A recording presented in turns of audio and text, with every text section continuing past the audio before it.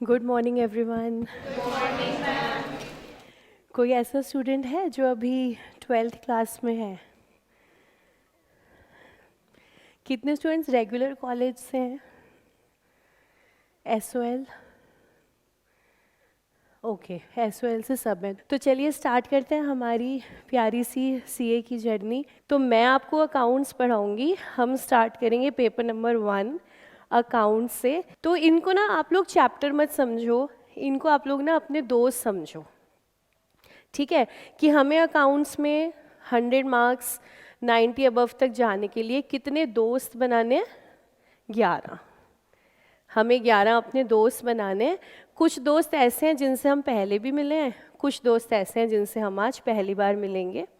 और जितने भी आपके क्वेश्चंस हैं ना, जितने भी क्वेश्चंस हैं उनको भी सबको आप क्या मानो? दोस्त। क्वेश्चन आपका दोस्त है, दुश्मन नहीं है। जब भी आप कहते हो यार ये क्वेश्चन मुझसे सॉल्व नहीं हो रहा, आप दुश्मनी निभाते हो। जब भी आप कहते हो ये बहुत मुश्किल है, आप दुश्मनी निभाते हो। जब आप कहते हो जाएगा सॉल्व, एक बार देखता हूँ इसमें क्या है, दोस्ती निभाते हो। क्वेश्चन आपके सब दोस्त हैं हर सब्जेक्ट में। मैथ्स में भी दोस्त ही हैं, दुश्मन नहीं बनेंगे, दोस्त ही हैं आपके, ठीक है? दोस्त कुछ भोले भाले भी होते हैं और कुछ शैतान भी होते हैं। कुछ होते हैं ना खुद ही आपको फंसा देते हैं, फिर बाद में बचाते हैं कि नहीं? बचा भी लेते हैं बाद में। तो आपको भोले भाले दोस्त पसंद है कि शैतान? हाँ, बस वही हैं ये वही हैं। ये आपके दोस्त हैं, लेकिन दोस्त कैसे हैं? शैतान। ये शैतानी करेंगे लेकिन दोस्ती निभाएंगे। और एग्ज़ाम में आने वाला हर क्वेश्चन 100% शैतान दोस्त है, 100%। वो शैतानी करेगा, ट्रिक्स भी होगा, लेकिन एट द एंड दोस्ती निभाएगा और सॉल्व करने में आपकी मदद क्वेश्चन खुद ही करेगा, ठीक है? तो इनसे घबराना नहीं है, दोस्त है हमारे, हमने 4 महीने बस दोस्ती करनी है। आज हम लोग दोस्ती करेंगे चैप्टर नंबर 6 से। तो हमारे आज के दोस्त का नाम है bills of exchange and promissory note. तो आपके चमचमाते नए रजिस्टर के पहले 2 पेजेस छोड़ देना। एक पेज पे हम पेपर फॉर्मेट लिखेंगे बाद में, और एक पेज पे हम कुछ जनरल बातें लिखेंगे पेपर के लिए, वो हम ग्रेजुअली लिखेंगे। अभी आप 2 पेजेस छोड़ दो और 3rd पेज से आप चैप्टर स्टार्ट करो।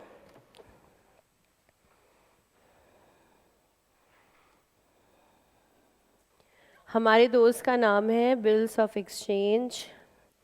हमारा सबसे बड़ा सवाल, भाई तू पेपर में कितने नंबर का आएगा? 10 मार्क्स। ये पिछले 3-4 अटैम्प्ट से पेपर के अंदर दिख रहा है। 5 मार्क्स का भी ये आ सकता है, लेकिन ये अब आजकल 10 नंबर का दिख रहा है पेपर के अंदर। तो 10 मार्क्स का एक क्वेश्चन आना है, सीधा weightage 10 marks bills of exchange chapter से। चैप्टर का नाम है बिल्स ऑफ एक्सचेंज। बिल्स का मतलब है लीगल डॉक्यूमेंट। बिल, यहाँ पर जो हम वर्ड यूज़ कर रहे हैं इसका मतलब है लीगल डॉक्यूमेंट। दिल नहीं है, ये बिल है, ठीक है? बिल सुनेंगे इसे, बिल लीगल डॉक्यूमेंट। एक्सचेंज मतलब सेल परचेज में। एक्सचेंज का मतलब है हम सेल परचेज की बात कर रहे हैं, और ये ऑन क्रेडिट।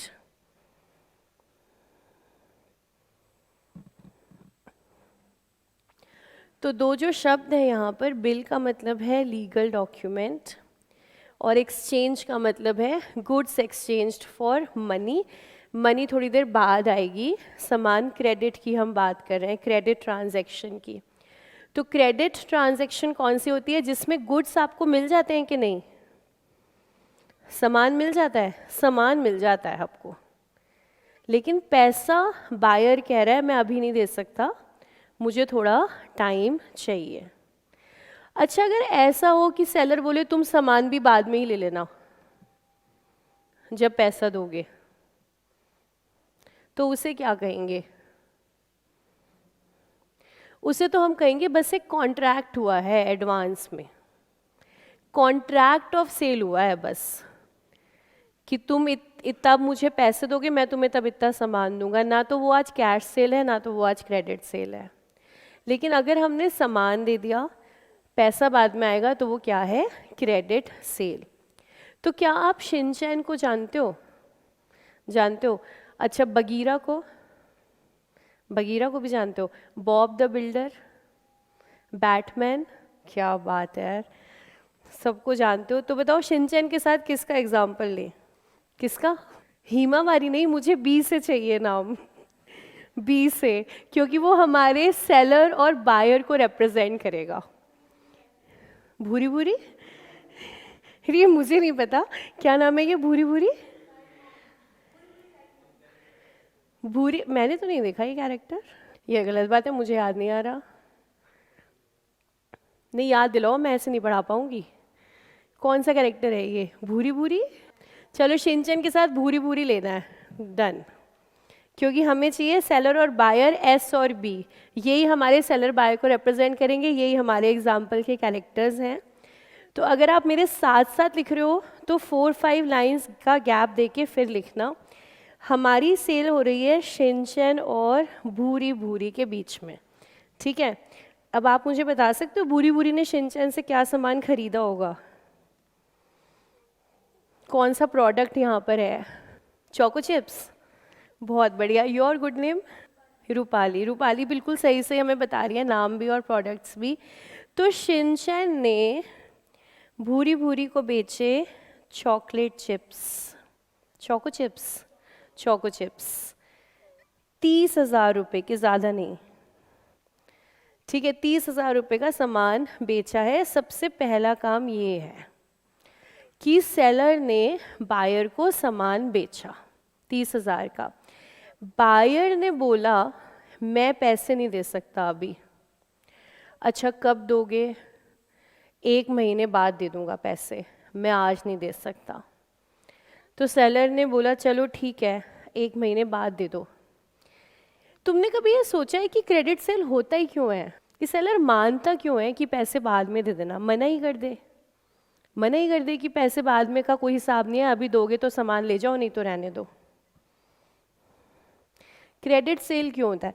चलो एक वीडियो देखते हैं। कोई रीज़न मिला क्या इस क्लिप से कि कोई सेलर उधार पे क्यों देता है सामान? क्या कह रहे हैं जेठालाल जी? एक तो कह रहे हैं कि भाई सेल्स लो चल रही है, धंधा मंदा चल रहा है, तो चल पैसे बाद में आ जाएंगे, लेकिन चलता तो रहे बिजनेस। चलो कोई नहीं, सामान बिकता तो रहे, पैसे थोड़ी देर बाद दे देना। अच्छा, फिर किस पार्टी को हम ऐसा कर देते हैं क्रेडिट सेल?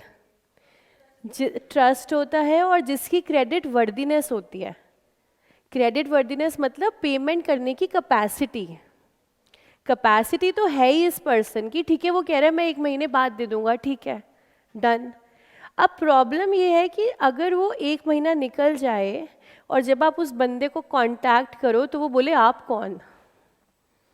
जब आपने कहा कि पैसा दे दे भाई, मेरा 1 महीने हो गए, तो बोल रहा है आप कौन? अब हम क्या करेंगे? अगर सेलर ने क्रेडिट दिया कि चल तू 2 महीने बाद पैसे दे दे, अब 2 महीने निकल गए, अब हम उसको बोल रहे हैं पैसे दे दे, तो वो तो पहचानने से ही इनकार कर रहा है। अब सेलर क्या करे? उसके पास क्या रेमेडी है? 3-4 हट्टे कट्टे बंदे लेके पहुंच जाए बायर के घर, या तो ये कर लो, लेकिन ये तो लॉफुल है नहीं। लॉफुल क्या रेमेडी है? फिर तो एक ही तरीका है, कोर्ट में जाएंगे और क्या कहेंगे? जज साहब दुहाई हो, मेरे साथ अन्याय हुआ, मैंने इसको कहा था कि 2 महीने में पैसे देने हैं, इसने हाँ भी किया था, फिर भी ये नहीं दे रहा, तो जज साहब क्या कहेंगे? प्रूफ। बहुत बेसिक सी बात आई ना। जज साहब क्या कहेंगे कि भाई तुमने कहीं लिखी है ये बात कि तुमने इसे कहा था 2 महीने में पैसे देगा और इसने एक्सेप्ट किया था कि हाँ मैं दूंगा? आप बताओ रिटर्न में होना चाहिए कि नहीं? बस वो जिस पेपर पे लिख दिया उसी का नाम क्या है? Bills of exchange. तो बिल्स ऑफ एक्सचेंज बस एक प्रूफ है किस बात का? कि मैं अग्री करता हूँ, मैंने सामान लिया है, मैं 2 महीने बाद पेमेंट करूँगा और जितनी पेमेंट करूँगा वो लिखी हुई है डॉक्यूमेंट के ऊपर। तो जैसे ही ये भूरी भूरी ने बोला कि मैं तो पेमेंट अभी नहीं कर पाऊंगा कि कर पाऊंगी, पाऊंगा अच्छा, मैं तो पेमेंट अभी नहीं कर पाऊंगा, मुझे टाइम चाहिए। शिनचैन ने कहा कोई बात नहीं, राइटिंग में लेते हैं। ड्रॉ कुछ शिनचैन ने किया, ड्रॉ किया एक डॉक्यूमेंट। इस डॉक्यूमेंट पर इसने क्या क्या लिखा? नाम, भूरी भूरी से पैसे लेने हैं। पैसे कितने लेने हैं? 30,000 रुपये लेने हैं। कितने समय बाद मिलेगा? 2 महीने बाद। 2 महीने स्टार्ट कहाँ से होंगे? आज की डेट से, तो उस पर डेट होगी। सब डिटेल लिख करके सिग्नेचर होंगे। शिनचैन ने बनाया ये डॉक्यूमेंट और उसने अपने कर दिए हैं साइन। शिनचैन ने साइन कर दिए हैं। क्या इस पर भूरी भूरी के भी साइन चाहिए कि बात बन जाएगी बिना साइन के? नहीं, उसके भी साइन चाहिए। ये जो भूरी भूरी इस पर साइन करेगा इसको बोलते हैं एक्सेप्ट। Step number 3। तो पहले होगी सेल, फिर होगा डॉक्यूमेंट ड्रॉ, फिर करेगा बायर उसको एक्सेप्ट। जब ये सारी चीज़ें हो जाएंगी तो हम कहेंगे बिल ऑफ एक्सचेंज बन गया है। बिल ऑफ एक्सचेंज बन गया है। ये एक पेपर है, ये एक पेपर है। आपने कहा मैम रजिस्टर के पेपर पे बना लें, ने कहा नहीं। कहाँ से लाना पड़ेगा पेपर? कोर्ट से। स्टैम्प पेपर, उस पर ये चीज़ें आपको लिखनी है। तो ये बन गया है आपका एक वैलिड लीगल डॉक्यूमेंट जिसका नाम है बिल ऑफ एक्सचेंज। भूरी भूरी ने कहा कि ड्रॉ मैं करूँगा, ड्रॉ मैं करूँगा। लॉ ने कहा नहीं, ड्रॉ तो कौन करेगा? शिनचैन। तुम तो सिर्फ क्या करोगे? एक्सेप्ट। तो उसने कहा ये सब मैं लिख दूँ, नेम डेट टाइम वगैरह? लॉ ने कहा नहीं, ये कौन लिखेगा? शिनचैन। शिनचैन रिप्रेजेंट करता है सेलर, तो ये कौन लिखेगा? सेलर। और इसे एक्सेप्ट कौन करेगा? बायर। तो क्योंकि सेलर ड्रॉ करता है तो सेलर को हम ड्रॉर भी बोलते हैं, जिसने बिल ऑफ एक्सचेंज बनाया। ड्रॉर। और ये एक्सेप्ट करता है, इसको हम ड्रॉ ही बोलते हैं या फिर एक्सेप्टर बोलते हैं।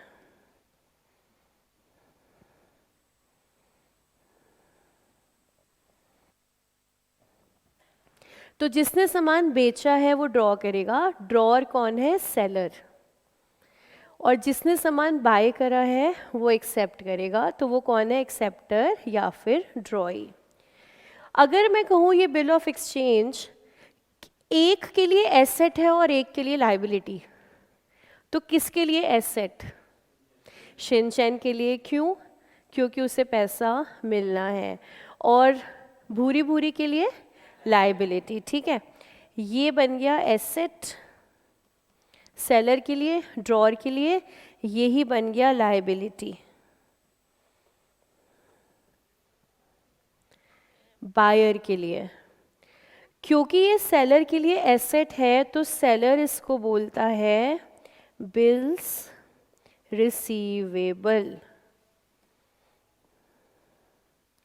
इस एसेट का नाम सेलर की बुक्स में है बिल रिसीवेबल, और इस लाइबिलिटी का नाम बायर की बुक्स में है बिल्स पेएबल।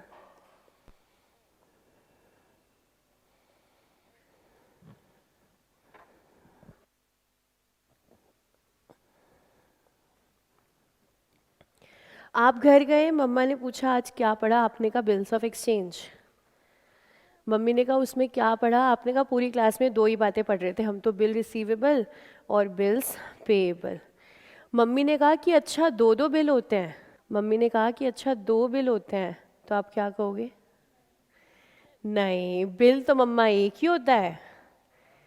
नाम उसके दो होते हैं, क्योंकि उसको सेलर क्या कहता है और उसको बायर क्या कहता है।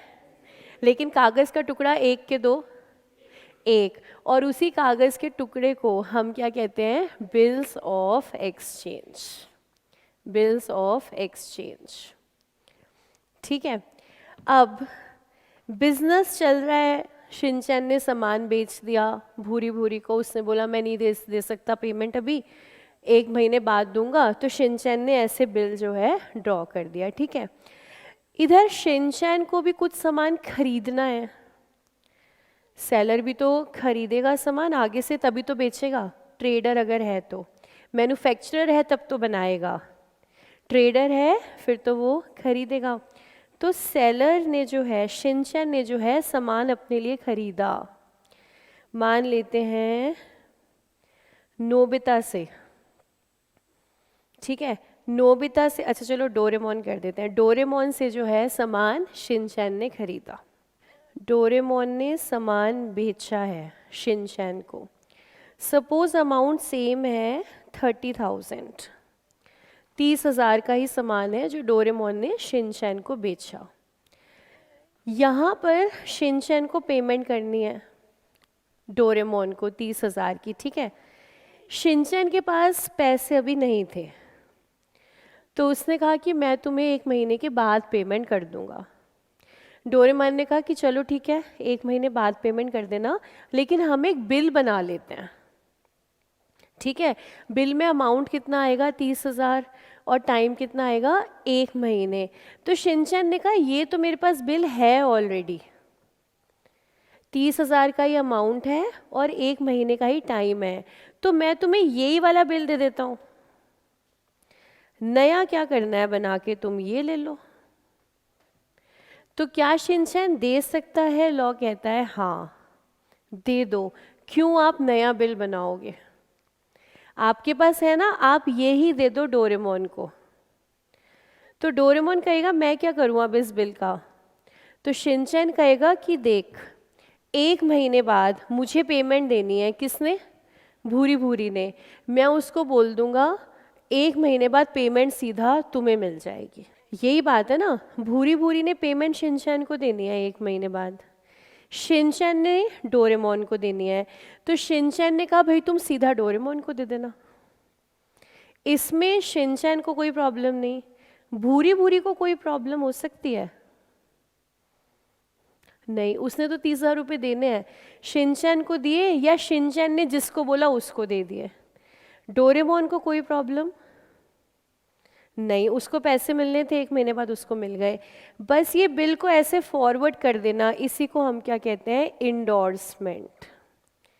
ये बिल ऑफ एक्सचेंज क्या हो गया है, इंडोर्स हो गया है। तो शिनचैन ने इंडोर्स्ड कर दिया, शिनचैन इंडोर्स्ड ये वाला bill of exchange to Doraemon, कह रहा है तुम यही ले लो मुझसे, नए बिल की हमें ज़रूरत नहीं है। लेकिन अगर ये भूरी भूरी चाहे भी तो ये नहीं कर सकता, can not endorse, acceptor endorse नहीं कर सकता, ड्रॉर कर सकता है। शिनचैन कर सकता है, ये नहीं कर सकता किसी को भी इंडोर्स। इंडोर्समेंट अलाउड है सिर्फ सेलर को, बायर को नहीं। आप अपनी लाइबिलिटी इंडोर्स नहीं कर सकते, लाइबिलिटी इंडोर्स नहीं होगी, लेकिन रिसीवेबल है, एसेट है, वो आप इंडोर्स कर सकते हो। तो drawer can endorse a bill of exchange but drawee can not endorse a bill of exchange. Bill of exchange ये डॉक्यूमेंट जो है, इसके 2 फायदे आपने देखे हैं। एक तो ये प्रूफ है क्रेडिट सेल का, लेकिन प्रूफ के साथ साथ इसका एक फ़ायदा ये भी है कि ये इंडोर्स हो जाता है, हम इसको दे सकते हैं आगे किसी को कि चलो तुम ये रख लो, तुम्हें पेमेंट मिल जाएगी। हाँ जी, नेम तो देखो, बिल की लैंग्वेज क्या होती है, बिल कुछ ऐसे बनता है, इस बिल पे लिखा होगा आई ऑर्डर भूरी भूरी टू पे 30,000 rupees after a period of 1 month, ठीक है। फिर यहाँ पे शिनचैन के साइन होंगे और भूरी भूरी के साइन होंगे, ठीक है। जब हम इसको इंडोर्स करेंगे तो इस बिल की जो बैक साइड होगी उस पे लिखा जाएगा इंडोर्स्ड टू डोरेमोन, और नीचे शिनचैन के यहाँ पर साइन होंगे कि ये बिल मैंने इंडोर्स कर दिया। तो जब भूरी भूरी पेमेंट करेगा तो वो देख लेगा बिल इंडोर्स्ड है, पेमेंट जो है उसको मिल जाएगी। इसलिए इसको कहते हैं bill of exchange is an unconditional order to pay. Bill of exchange की जो डेफिनेशन है, bill of exchange is an unconditional order to pay. Order to pay, तो आप मुझे बताओ ना, ऑर्डर शिनचैन कर सकता है कि भूरी भूरी? इस वजह से इसको बना कौन सकता है? सिर्फ सेलर, क्योंकि बायर कैसे ऑर्डर करेगा? इस डॉक्यूमेंट की लैंग्वेज ही ये है कि I order this person to pay, तो ऑर्डर तो सेलर ही करेगा। तो ड्रॉअर कौन बन सकता है? सिर्फ और सिर्फ सेलर। ड्रॉई कौन होता है? एक्सेप्टर। एक्सेप्टर कौन होता है? बायर, जिसने सामान खरीदा होता है, ठीक है। तो डोरेमोन कह रहा है मुझे भी कोई नाम दो। शिनचैन तो हो गया ड्रॉअर, भूरी भूरी हो गया ड्रॉई, डोरेमोन कह रहा है मुझे भी कोई नाम दो। लॉ ने कहा डोरेमोन तुम्हें भी नाम देते हैं। तुम पता है क्या बन गए हो? तुम बन गए हो पेई, PAYEE। तुम क्या बन गए हो? तुम बन गए हो पेई। डोरेमोन ने पूछा पेई कौन होता है? पेई कौन होता है? लॉ ने कहा जिसको एंड में पैसे मिलते हैं। सबसे ज़्यादा इंपॉर्टेंट बात क्या है? पैसा किसको मिल रहा है एंड में? तो डोरेमोन यहाँ पे तुम्हें पैसा मिलेगा ना, तो तुम क्या बन गए हो? पेई। अच्छा, अगर शिनचैन ने ये बिल इंडोर्स ना किया होता तो किसको पैसे मिलते हैं? शिनचैन को। तो हमारा जो ड्रॉअर होता है नॉर्मली वो ही पेई होता है अगर बिल इंडोर्स नहीं हुआ है, तो जो ड्रॉअर है वो ही पेई है।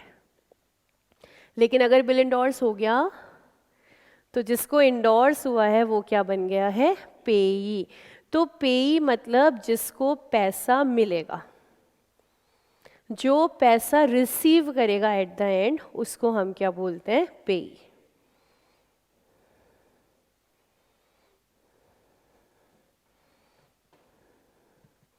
अब देखो शिनचैन बिजनेस कर रहा है, शिनचैन का अच्छा बड़ा बिजनेस है, तो शिनचैन को एट द एंड अपनी बुक्स ऑफ अकाउंट्स को ऑडिट करवाना पड़ता है, ठीक है।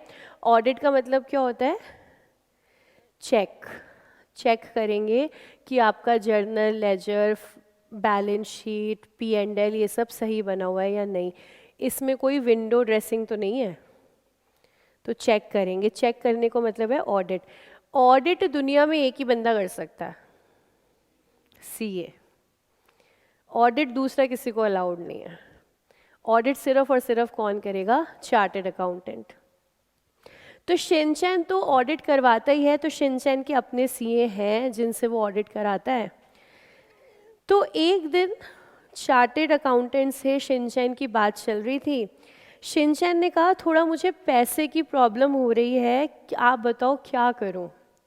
क्योंकि चार्टर्ड अकाउंटेंट फाइनेंशियल एडवाइज़र भी होता है, ठीक है, वो फाइनेंशियल एडवाइस दे सकता है आपको। तो शिनचैन ने पूछा कि क्या करूं? तो CA ने पूछा कि क्यों भाई, सामान नहीं बिक रहा क्या आजकल? तो शिनचैन ने कहा सामान तो बिक रहा है, लेकिन ज़्यादातर सेल्स कैसी हो रही हैं? क्रेडिट पे। तो सामान तो बिक रहा है लेकिन पैसा नहीं आ रहा। तो चार्टर्ड अकाउंटेंट ने पूछा कि आपके पास बिल ऑफ एक्सचेंज है? तो शिनचैन ने कहा कि हाँ, वो तो मैंने रिटर्न प्रूफ तो लिया ही है। तो शिनचैन को एडवाइस किया गया तो तुम्हारे पास प्रूफ है ना, तो तुम्हें तो पैसा आज ही मिल जाएगा, तुम्हें इंतज़ार करने की ज़रूरत नहीं है। तुम्हारी मदद कौन करेगा? बैंक।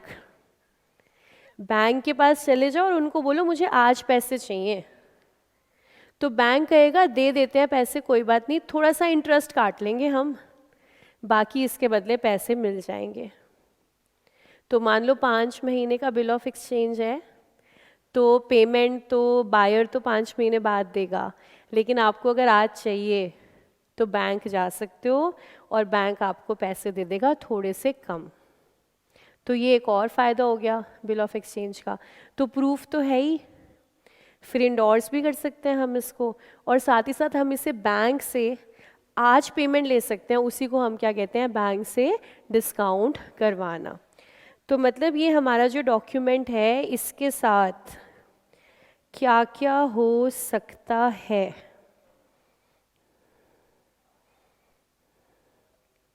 चार ऑप्शंस हैं हमारे पास, इस डॉक्यूमेंट के साथ क्या क्या हो सकता है। या तो आप अपने पास रख लो, रीटेन्ड टिल मैच्योरिटी,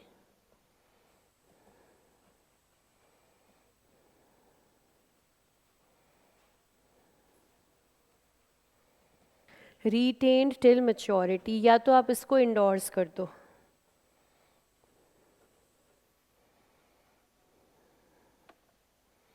या आप बैंक से डिस्काउंट करवा लो, discounted with bank.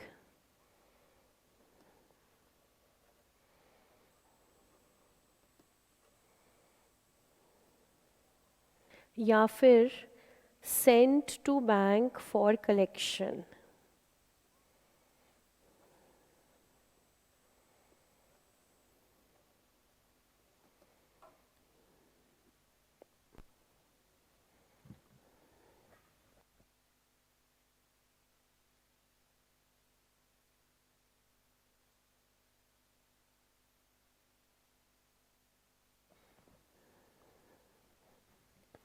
Saint to bank for collection का मतलब होता है हमने डिस्काउंट नहीं करवाया है, हमने बिल बैंक को दिया है कि आप इसे कलेक्ट कर लेना 3 महीने के बाद। हम ना कहीं भूल ना जाएं, हम बहुत बिजी हैं, हमारे पास बहुत काम है, तो ये बैंक तुम कलेक्ट कर लोगे 3 महीने बाद जब इसकी डेट आएगी, उसके अकाउंट से पैसा काट के हमारे अकाउंट में ट्रांसफ़र कर देना। तो बैंक से इसकी कर देंगे, लेकिन बदले में बैंक चार्जेस लेंगे, तो थोड़े चार्जेस लेंगे, लेकिन बैंक आपके बिहाफ पे ये काम कर देता है। इसको हम बैंक के क्या कहते हैं, एजेंसी फंक्शन, कि बैंक हमारे एजेंट की तरह ये काम कर लेता है। तो एक तो होता है डिस्काउंट कराना, उसका मतलब तो होता है कि आपने पैसे आज ले लिए थोड़े पैसे कटवा के, और एक होता है सेंट फॉर कलेक्शन। तो इसका मतलब मैंने पैसे नहीं लिए, मैंने बस बैंक को दे दिया है कि तुम कलेक्ट कर लेना पैसे मेरे बिहाफ पे। रिटेन्ड का मतलब होता है हमने ना इंडोर्स किया ना डिस्काउंट कराया, हमने कहा है बिल हमारे पास, जब टाइम ख़त्म हो जाएगा तो पेमेंट हम कलेक्ट कर लेंगे। तो ये देखो, ये कॉन्सेप्ट है बिल ऑफ एक्सचेंज का। अब हम बढ़ेंगे अकाउंटिंग की तरफ, जर्नल एंट्री। पहले कॉन्सेप्ट आप देख लीजिए कि आपको क्लियर है, इसमें कहीं कोई डाउट, किसी के मन में कोई भी सवाल, इस सिचुएशन में क्या हो सकता है, इसमें क्या हो सकता है, बिल ऑफ एक्सचेंज का क्या ये भी यूज़ हो सकता है, ऐसा कोई भी क्वेश्चन आपके मन में। तो ये अब आपने डॉक्यूमेंट समझ लिया है, अब हम अकाउंटिंग की बात करते हैं कि इसकी अकाउंटिंग कैसे होती है, और अकाउंटिंग का फर्स्ट स्टेप क्या है, रिकॉर्डिंग। सबसे पहले क्या आता है, रिकॉर्डिंग, फिर क्लासिफाइंग, फिर समराइजिंग, फिर एनालाइजिंग, इंटरप्रेटिंग, कम्युनिकेशन। तो रिकॉर्डिंग कहाँ करते हैं हम, जर्नल में। तो अकाउंट्स तो स्टार्ट ही कैसे होता है, जर्नल एंट्री के साथ। तो हम अब इसकी अकाउंटिंग देखते हैं। ये सारा टेबल आपका पूरा बन गया होगा अच्छे से। तो नेक्स्ट हेडिंग बनाएंगे accounting for bills of exchange.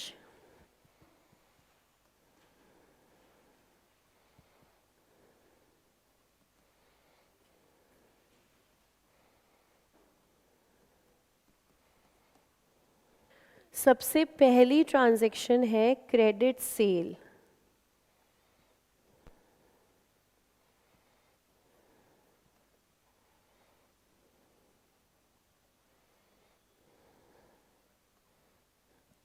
इस डॉक्यूमेंट का जन्म ही क्यों हुआ है, क्रेडिट सेल की वजह से।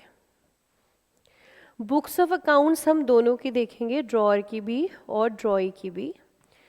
तो बुक्स ऑफ ड्रॉअर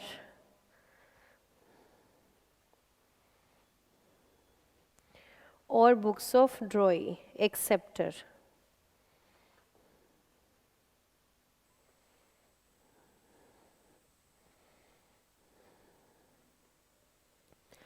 अब ड्रॉअर के लिए क्रेडिट सेल होगी, उसने सामान बेचा है, तो जब वो सामान बेचेगा तो वो एंट्री क्या बनाएगा अपनी बुक्स में, क्रेडिट सेल की entry, debtor debit to sales. जिस समय सेल की है एंट्री बनी है डेटर टू सेल्स।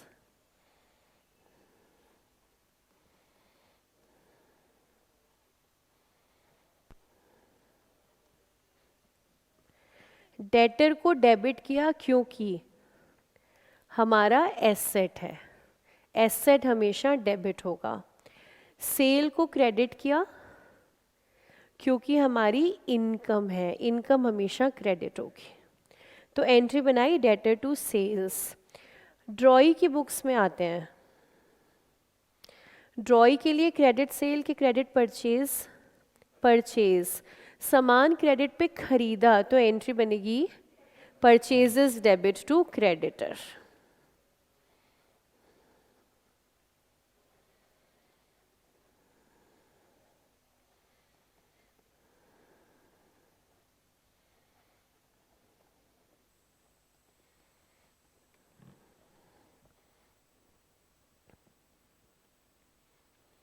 उसके बाद second transaction, bill of exchange is drawn and accepted.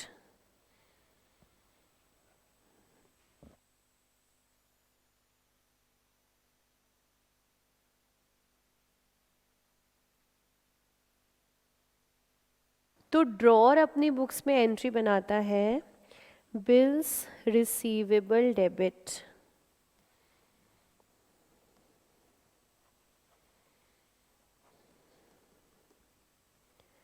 To debtors.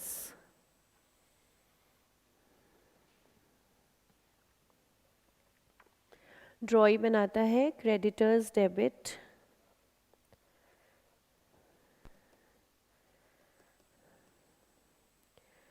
To bills payable.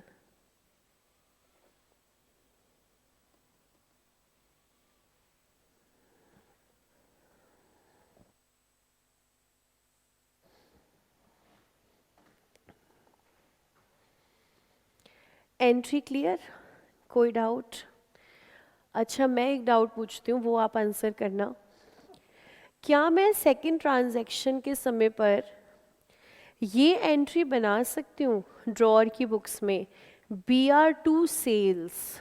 क्या मैं ये एंट्री बना सकती हूँ BR2 सेल्स, BR2 डेटर की जगह? अगर मैं बना लूँगी तो इसमें क्या गलती है? मान लो अगर मैं ये एंट्री बनाऊँ BR2 सेल्स, तो इसमें मिस्टेक क्या है? अगर मैं आज यहाँ पर एंट्री ये बनाती हूँ तो मिस्टेक क्या हो रही है? इसमें डेटर नहीं है, ठीक है, और क्या गलती हो रही है? सेल इंक्रीज हो रही है, सेल डबल आ रही है, सेल डबल आ रही है। बहुत से बच्चे पेपर में ये गलती करते हैं BR2 सेल, लेकिन अगर आपको कॉन्सेप्ट पता है ना तो आपसे जल्दी से गलती नहीं होती है। लेकिन हाँ, जब आपने लर्न कर रखा होता है ना बस, तो वो आपसे मिस्टेक हो जाती है।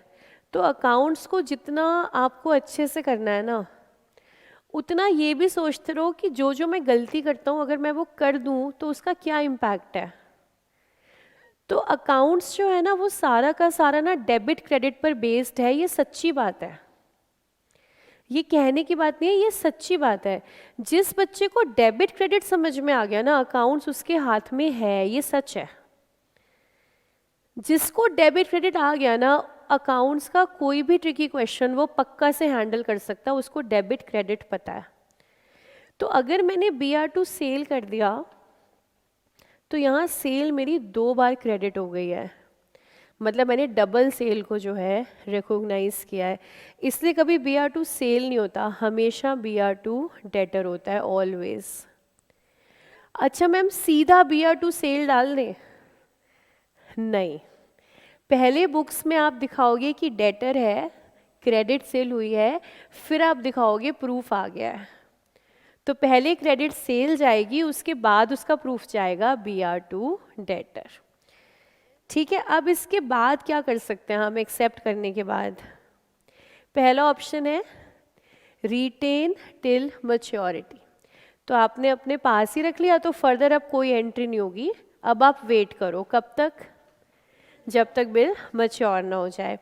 दूसरा ऑप्शन इंडोर्समेंट की बात करते हैं।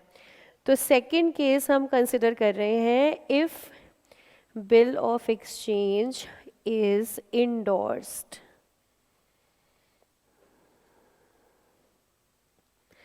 अगर इंडोर्स कर दिया तो क्या?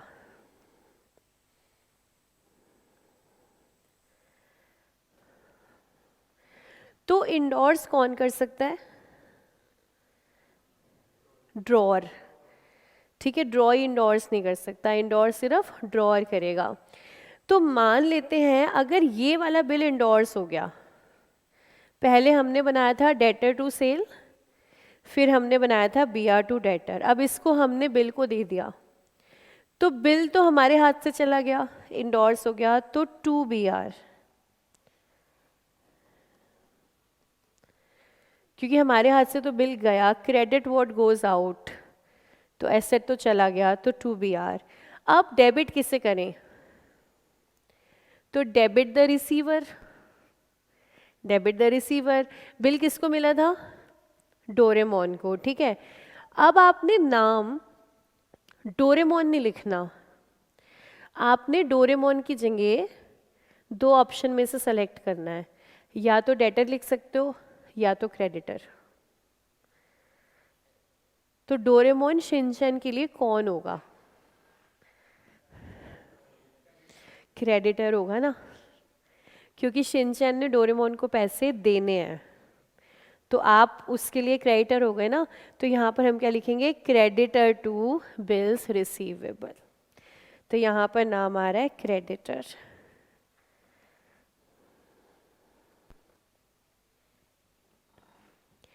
क्वेश्चन में अगर नाम लिखा होगा तब तो हम नाम लिखेंगे, अगर नाम नहीं दिया होगा तो डेटर या क्रेडिटर।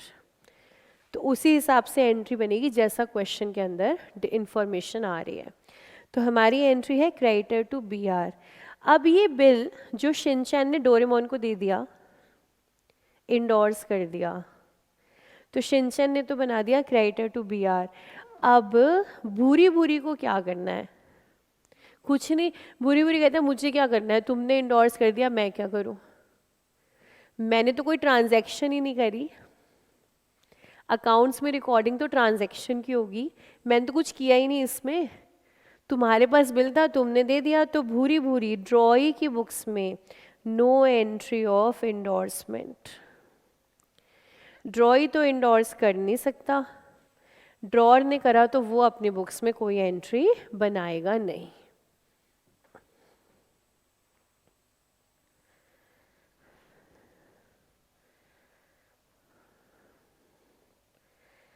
अगला ऑप्शन हमारे पास है if bills of exchange is discounted.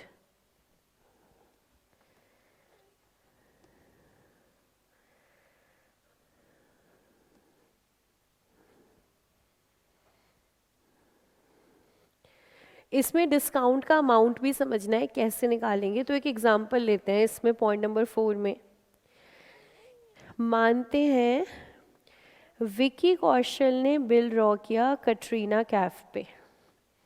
ठीक है, विकी कौशल ने बिल ड्रॉ किया कटरीना कैफ पे, बिल का अमाउंट है 40,000। तो हम ये शॉर्ट में लिख देते हैं, जिसकी तरफ एरो जा रहा है ना उसके ऊपर बिल ड्रॉ हुआ है। तो विकी कौशल ने बिल ड्रॉ किया कटरीना कैफ पे, बिल का अमाउंट है 40,000, बिल की डेट है 14 फरवरी 14 फेब, और बिल का टाइम है, इसको हम बोलते हैं टर्म, बिल का टाइम है 3 मंथ्स, 3 महीने बाद पेमेंट आएगी। तो इसमें ड्रॉर कौन है? विकी कौशल। ठीक है, ये हैं हमारे ड्रॉर। तो कटरीना कैफ हो गई हैं ड्रॉई। ठीक है, इसमें अभी पेई कौन है? अभी विकी कौशल पेई है। ठीक है, अभी बिल इसी के पास है। अच्छा, अब अगर टर्म 3 महीने है बिल की, तो देखो वो डेट क्या होती है जिस दिन ये बिल मैच्योर होगा, उसको हम बोलते हैं डेट ऑफ मैच्योरिटी।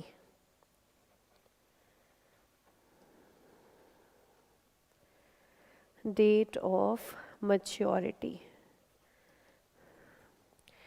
अब 3 महीने कैसे काउंट करने होते हैं? जैसे 14 फेब को ड्रॉ हुआ है ना, तो 14 फेब से 14 मार्च पहला महीना, 14 मार्च से 14 अप्रैल दूसरा महीना, 14 अप्रैल से 14 मई थर्ड मंथ।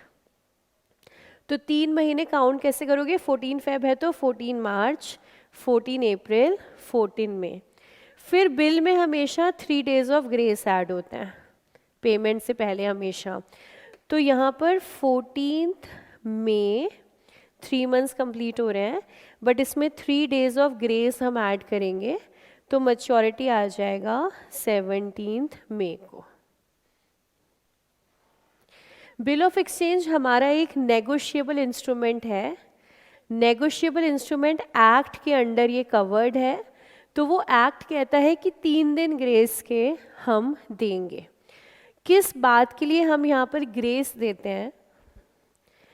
ग्रेस एक्चुअली इस वजह से मिलती है क्योंकि बिल ऑफ एक्सचेंज की पेमेंट हमेशा बैंक के थ्रू होती है, कैश नहीं दे सकते आप, बैंक के थ्रू ही पेमेंट जाती है। तो इस बिल ऑफ एक्सचेंज में किसने किसको पेमेंट करनी है? कटरीना कैफ ने विकी कौशल को पेमेंट करनी है। ठीक है, अब 3 महीने ख़त्म हो गए 14 मई को, तो 14 मई को कटरीना पेमेंट करने को तैयार थी। तो उन्होंने बैंक में, हम ना यहाँ पे चेक की बात करते हैं, ऑनलाइन वाला सिस्टम नहीं है, क्योंकि जब लॉ बना था ना तब ये चीज़ें नहीं थी। आज मुझे ऑनलाइन ट्रांसफ़र करना है तो मुझे फ़र्क नहीं पड़ता बैंक क्लोज़ है ना। मुझे क्रेडिट कार्ड, डेबिट कार्ड से, मेरे पास बहुत ऑप्शंस हैं आज की डेट में। ये लॉ जब का बना हुआ है ना, वो तब की बात है कि जब आप बैंक के अंदर जाकर के चेक डिपॉजिट करते थे और फिर किसी को जो है पेमेंट मिलती थी। तो उस ज़माने के हिसाब से यहाँ पर लॉजिक लिया गया है कि मान लो 14 को बैंक बंद है, बैंक की छुट्टी है, मान लेते हैं 4th सैटरडे है, तो कटरीना पेमेंट नहीं कर पाएंगी। तो फिर उनको पेमेंट कब करनी है? 15 को। 15 को मान लीजिए संडे है तो पेमेंट नहीं हो पाएगी, तो पेमेंट कब करेंगी वो? 16 को। 16 को मान लो 15 अगस्त है तो पेमेंट नहीं हो पाएगी। ठीक है, तो पेमेंट कब होगी? 17 को। अब आपके मन में आ रहा होगा, मैम मान लो 17 को भी छुट्टी है, तो यहाँ पर ना जो लॉ काम कर रहा है ना, एक तो आपने नाम सुना नेगोशिएबल इंस्ट्रूमेंट एक्ट।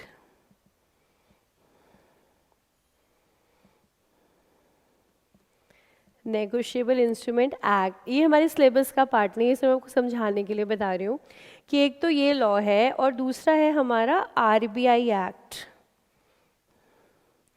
ठीक है, ये नाम से पता चल रहा है आरबीआई की रेगुलेशंस हैं इसके अंदर।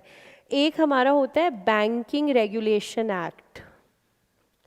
यही सब चीज़ें आपके पेपर 2 में आप पढ़ते हो, लॉ, अलग अलग एक्ट्स आप पढ़ते हो। तो बैंक से रिलेटेड जो चीज़ें हैं वो यहाँ सब जगह लिखी हुई हैं।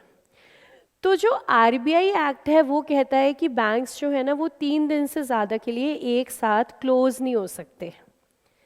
तो अगर 14, 15, 16 छुट्टी हो गई है तो बैंक 17 को पक्का खुलेगा, ओपन होगा बैंक।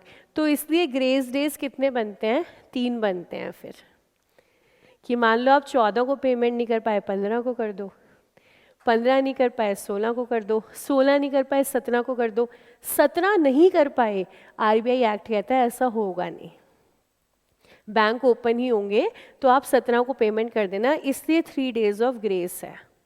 तो आज के हिसाब से ये लॉ बदल जाना चाहिए, लेकिन अभी बदला नहीं है। उसका एक कारण ये भी है, बिल्स ऑफ एक्सचेंज ये बड़ी सिटीज़ में इतना पॉपुलर नहीं है आज। ये छोटे शहरों में है अब ये डॉक्यूमेंट। आप में से किसी के पेरेंट्स बैंक में हैं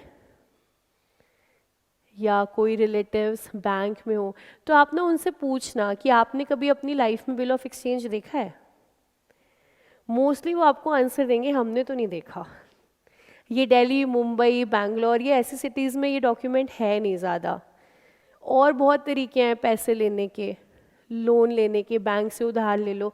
छोटे शहरों में ये बहुत पॉपुलर है, तो कुछ इसलिए भी लॉ में इतना फोकस किया नहीं गया। तो ये लॉ बदलना चाहिए था लेकिन अभी बदला नहीं है, ये एज इट इज़ ही है। तो वही 14 मई प्लस 3 दिन 17 मई। क्योंकि अगर हम डिजिटल की बात करें तो डिजिटल इंडिया भी छोटे शहरों में भी हुआ नहीं है। डिजिटल भी बड़े शहरों की ही बातें हैं, छोटे शहरों में अभी भी डिजिटल ही नहीं हुई हैं चीज़ें।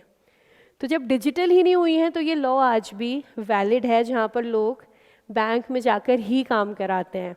तो वो बात आज भी वैलिड है, 3 ग्रेस डेज जो हैं चाहिए। तो 17 मई की जो है डेट यहाँ पर आ रही है। तो विक्की कौशल को पेमेंट कब मिलेगी? 17 मई को। अगर इसे पहले चाहिए तो इसे क्या करना है, बैंक के पास जाना है और उनसे बोलना है बिल डिस्काउंट कर दो। बैंक क्या कहेगा, थोड़े पैसे काट लेते हैं, बाकी आपको दे देंगे। तो सपोज विक्की कौशल को पैसे की ज़रूरत थी और ये बैंक के पास चले गए। तो ये हमारे विक्की कौशल, ये हमारी कटरीना कैफ, ठीक है, और हमारा बैंक। 3 लोग पिक्चर के अंदर हैं, विक्की कौशल, कटरीना कैफ और बैंक। बैंक के पास विक्की कौशल चला गया, क्या कटरीना कैफ जा सकती हैं? नहीं। डिस्काउंटिंग कौन कराएगा? ड्रॉअर। कटरीना कैफ जाके क्या कहेंगी बैंक को कि मुझे पैसे दे दे? बैंक कहेगा मैं कैसे, तुमने तो खुद ही पैसे देने हैं विक्की कौशल को, तो मैं तुम्हें कहाँ से पैसे दे दूँ? लेकिन विक्की कौशल जाके कहेगा कि मुझे पैसे दे दो, तो बैंक क्या कहेगा, चलो मैं तुम्हें दे देता हूँ, 17 मई को मैं किससे ले लूँगा? कटरीना कैफ से। चलो मैं तुम्हें आज दे देता हूँ, मैं ड्रॉई से 17 मई को ले लूँगा। तो विक्की कौशल जा सकते हैं बैंक के पास, कटरीना कैफ तो जा ही नहीं सकती। ये छोटे छोटे पॉइंट्स इंस्टीट्यूट पूछता है, छोटी छोटी बातें। इंडोर्समेंट कौन कर सकता है, डिस्काउंटिंग कौन करा सकता है? तो डिस्काउंटिंग ड्रॉअर करा सकता है, ड्रॉई तो करा नहीं सकता। ड्रॉअर गया बैंक के पास, सपोज 17 मार्च को गए विक्की कौशल बैंक के पास कि मेरा बिल डिस्काउंट कर दो, तो क्या कभी भी जा सकते हैं? हाँ, कभी भी चले जाओ आप, जब तक बिल आपके पास है आप कभी भी चले जाओ। तो ड्रॉ तो 14 फेब को हुआ था, लेकिन ये गए हैं 17 मार्च को कि मेरा बिल डिस्काउंट कर दो। बैंक कहेगा ठीक है मैं कर देता हूँ, लेकिन मैं डिस्काउंट काटूंगा, मैं डिस्काउंट डिडक्ट करूंगा। अब हमें टाइम डिसाइड करना है, कितने मंथ्स का। बैंक कहेगा मैं डिस्काउंट डिडक्ट करूंगा, मैं पैसे दे देता हूँ, लेकिन कुछ कटेंगे पैसे, कितने महीने के? 2 के 1 महीना कैसे बोला मैंने? वो 1 महीना लेट गया है। इसमें 14-17 को ना हम सेम ही मानते हैं, 3 दिन का हम इंटरेस्ट काउंट नहीं करते। तो वो 17 को गया कि वो 14 को गया, वो एक ही बात है। तो वो 1 महीने बाद गया है, और पेमेंट कितने महीने बाद आएगी? अभी 2 महीने बाद। तो जो डिस्काउंट डिडक्ट होगा वो आप बिल्कुल सही कह रहे हो, कितने महीने का? 2 महीने का। तो टाइम पीरियड यहाँ पर है 2 मंथ्स, जिसके लिए बैंक डिस्काउंट डिडक्ट करेगा। 2 महीने का मतलब है हम अब बात कर रहे हैं 17 मार्च से 17 मई, ये ड्यूरेशन है जिसका डिस्काउंट डिडक्ट होगा। जिस दिन आप बैंक के पास पहुँचे वहाँ से लेकर जिस दिन तक की मैच्योरिटी है, 2 महीने का डिस्काउंट डिडक्ट होगा। सपोज इंटरेस्ट का रेट चल रहा है 7%, तो बैंक कितने पैसे विक्की कौशल को देगा? अगर इंटरेस्ट का रेट है 7% का रेट है तो बैंक क्या करने वाला है, डिस्काउंट डिडक्ट करूँगा मैं 2 महीने के लिए 7% के रेट पर, किस अमाउंट पर, जितना बिल का अमाउंट है। बिल हमारा है 40,000 का, तो देखते हैं डिस्काउंट कितना है। सभी के पास कैलसी होगा, कैलसी निकाल लीजिएगा। तो यहाँ पर डिस्काउंट का जो रिडक्शन हो रहा है,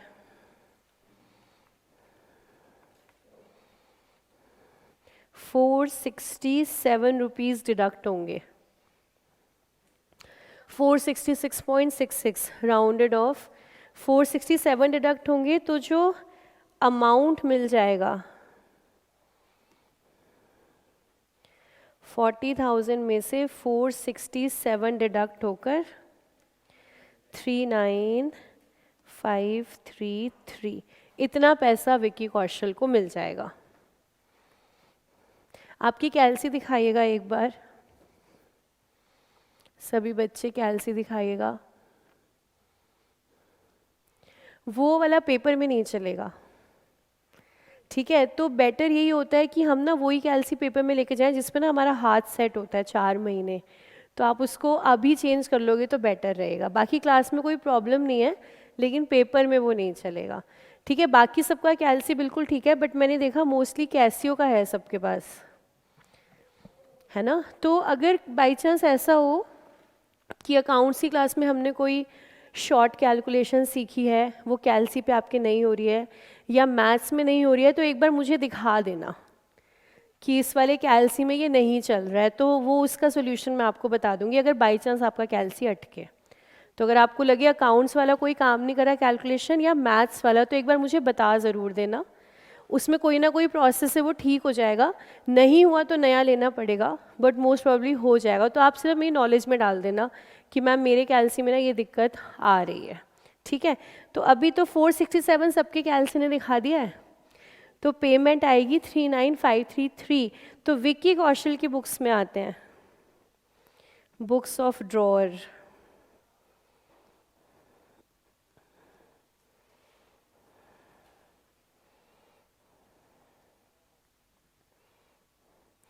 ये हमारा ऐसे ही चल रहा है, ऐसे ही आपने लिखा होगा रजिस्टर में बिल्कुल सिमिलर तरीके से।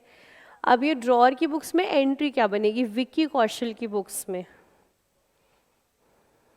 तो विक्की कौशल बोलेगा मुझे पैसे मिल गए, बैंक डेबिट 39,533, मुझे पैसे मिल गए लेकिन मेरा थोड़ा नुकसान भी हो गया, तो उसको हम बोलते हैं discounting charges.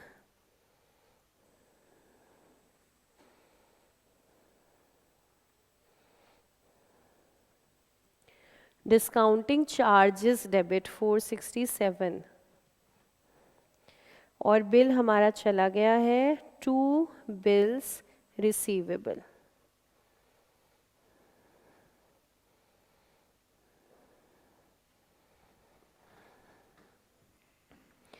Katrina Kaif, books of drawee, no entry.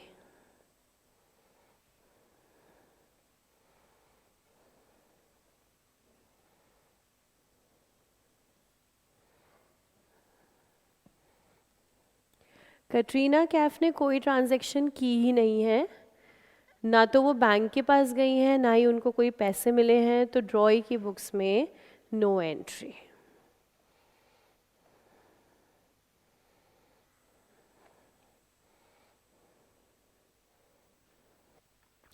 Next चौथा option, bills sent to bank for collection. चलिए एक काम करते हैं, उससे पहले डिस्काउंट में ही रहते हैं, अभी इसको पूरा कर लेते हैं। ये बिल हमने डिस्काउंट करा लिया किस दिन, 17 मार्च को, ठीक है। और इसकी मैच्योरिटी डेट क्या है, 17 मई। अब हम बात करते हैं मैच्योरिटी की डेट पर। ये पैसे तो आज विक्की कौशल के बैंक अकाउंट में आ गए हैं, किस दिन, 17 मार्च को। अब हम 17 मई की बात करते हैं, जिस दिन पेमेंट आनी है कटरीना कैफ से। 17 मई को 2 सिचुएशंस पॉसिबल हैं, या तो कटरीना कैफ पैसे दे देंगी या फिर वो क्या कहेंगी, आप कौन। ठीक है, या तो पेमेंट आ जाएगी तो बिल क्या हो जाएगा, ऑनर, और अगर ड्रॉई ने पैसे देने से मना कर दिया, नहीं दिए, तो बिल क्या हो जाएगा, डिसऑनर। तो सबसे पहली सिचुएशन, कटरीना कैफ ने पैसे दे दिए, मतलब कि bill is honoured on maturity. ये पैसा किसको मिलेगा, कि विकी कौशल को। सोच लो, विकी कौशल को मिल गया तो डबल डबल पेमेंट आ गई ना। बैंक से तो ले ही लिए तुमने, अब कटरीना कैफ भी तुम्हें ही दे, तुम ही ले लो बिल, और वो बैंक जो डिस्काउंट करा के बैठा है बीच में, तो ये पेमेंट अब किसको जाएगी, बैंक को जाएगी। हम मान लेते हैं पहली सिचुएशन कटरीना कैफ ने पेमेंट कर दी है, तो इसको हम अकाउंट्स में क्या बोलेंगे, bill of exchange is honoured on maturity.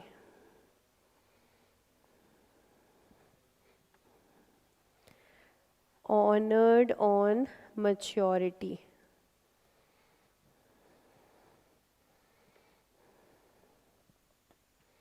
तो ड्रॉअर की बुक्स में अब नो एंट्री,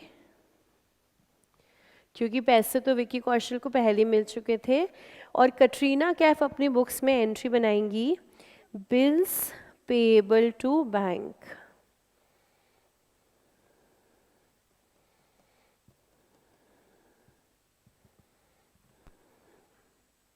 पूरे तरीके से ध्यान रखना पड़ेगा, क्योंकि लास्ट टू लास्ट अटेम्प्ट में इंस्टीट्यूट ने 15 मार्क्स का क्वेश्चन डाला था, तो मतलब ये 10 से 5 हो सकता है, ये 10 के 15 भी हो सकता है। तो उन्होंने 15 का क्वेश्चन डाला था, उसमें था ड्रॉअर और ड्रॉई दोनों की बुक्स में बनाओ सारी एंट्रीज। तो क्वेश्चन में सब कुछ हो रहा था, डिस्काउंटिंग भी हो रही है, इंडोर्स भी हो रहा है, ऑनर भी हो रहा है, डिसऑनर भी हो रहा है, तो बड़ा उसको एक्टिवली माइंड को चलाना पड़ेगा कि हर तरफ कि किसकी बुक्स में क्या अकाउंटिंग हम कर रहे हैं। तो विकी कौशल की बुक्स में कोई एंट्री नहीं, कटरीना कैफ की बुक्स में वो तो पेमेंट कर ही रही हैं, तो बिल्स पेएबल टू बैंक। दूसरी situation, bill is dishonoured, bill of exchange is dishonoured on maturity.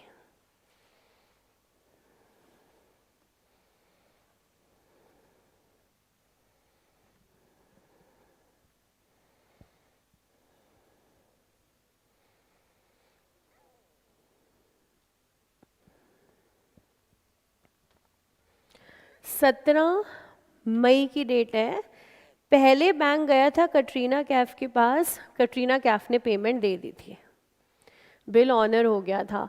अब बैंक गया कटरीना कैफ के पास, तो कटरीना कैफ ने पैसे देने से मना कर दिया।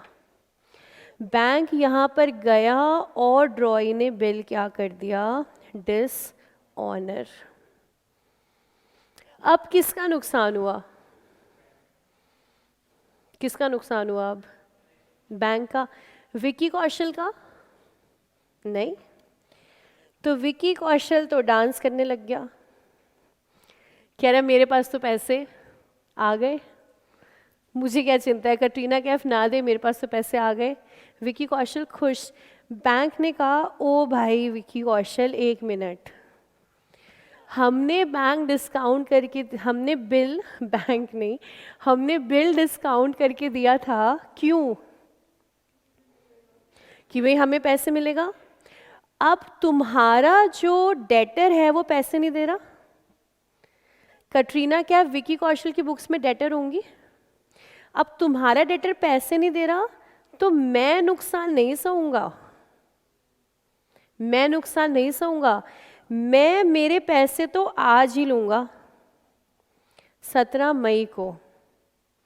पहला मुद्दा ये है कि बैंक पैसे कितने लेगा, पूरे के पूरे 40,000 लेगा, या जितना उसने दिया था 39,533 उतने ही लेगा, पूरे के पूरे 40,000। मैंने 3 सितारे लगाए हैं, तुम लोग पक्का गलती करोगे, देख लेना, आज तुम सब बोल रहे हो 40, पेपर में तुम देख लेना, ये तुम ही होगे जो वहां लिख करके आ रहे होगे 39,533। तो तुम ये बात ध्यान से समझ लो कि जब बैंक पैसे लेगा तो पूरे लेगा। पूरे क्यों लेगा मैम जब उसने दिए 39533 हैं? क्योंकि उसने 17 मार्च को दिए थे और आपसे कब ले रहा है? 17 मई को। तो वो पूरे पैसे लेगा। तो बैंक पूरे पैसे लेगा 40,000। तो बैंक कह रहा है अगर कटरीना कैफ ने मना कर दिया तो हम ये 40,000 कहाँ से लेंगे? विकी कौशल से। ये 40,000 तुम दोगे। तो विकी कौशल का डांस बंद हो गया। कह रहा है ये क्या हुआ? नेगोशिएबल इंस्ट्रूमेंट एक्ट कह रहा है ये बात कि अगर आपने बैंक से बिल डिस्काउंट कराया और आपके ड्रॉई ने पेमेंट नहीं करी तो पेमेंट आप दोगे। तो क्या विकी कौशल ये कह सकता है मेरे तो अकाउंट में पैसे ही नहीं है? नहीं हो तो बैंक कहेगा कोई बात नहीं हम बेच देंगे तुम्हारी गाड़ी, उसमें क्या हो गया? बैंक के पास पावर है, आप लीगल कॉन्ट्रैक्ट के अंडर हो। तो आपके अकाउंट में पैसा नहीं है तो डजेंट मैटर, बैंक रिकवर कर लेगा। बैंक रिकवर तो अब करेगा विकी कौशल से कि मेरे 40,000 दो। तो अगर कटरीना कैफ ये बिल डिसऑनर कर देती हैं तो विकी कौशल की बुक्स में क्या हो रहा होगा? अब इनकी बुक्स में क्या एंट्री बन रही होगी? उन्होंने बिल डिसऑनर कर दिया और इनको पेमेंट करनी पड़ी, बैंक क्रेडिट होगा। ये बात पक्की हो गई। ये सबसे बढ़िया है, जो हिस्सा पता हो वो बोल दो। डेबिट नहीं पता, क्रेडिट पता है। क्रेडिट पक्का बैंक होगा। To bank 40,000। अब डेबिट क्या होगा? अब देखो थोड़ा शुरू से समझते हैं। जब कटरीना कैफ को सामान बेचा होगा तो इन्होंने क्या एंट्री डाली होगी? नहीं, जब सामान बेचा होगा तो कटरीना कैफ टू सेल डाली, ठीक है। फिर उनसे बिल लिया तो इन्होंने डाल दिया BR टू कटरीना कैफ। इन्होंने सोचा भाई कटरीना कैफ से ख़त्म हो गया लेना देना। फिर इन्होंने इस बिल को बैंक में दिया तो इन्होंने एंट्री डाली बैंक डिस्काउंट टू BR। अब प्रॉब्लम ये है कि कटरीना कैफ ने पेमेंट नहीं दी। तो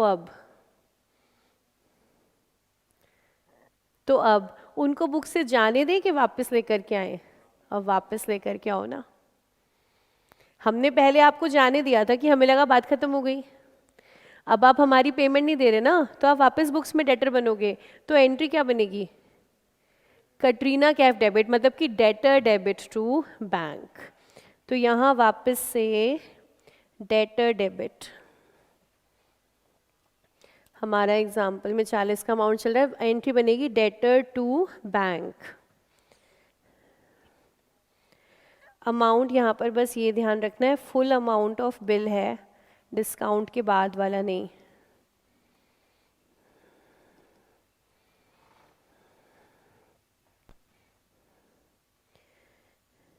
और कटरीना कैफ क्या करेंगी पता तो है ही, उन्होंने पेमेंट तो करी नहीं है। तो एंट्री तो बनाएंगी वो। क्या एंट्री बनाएंगी?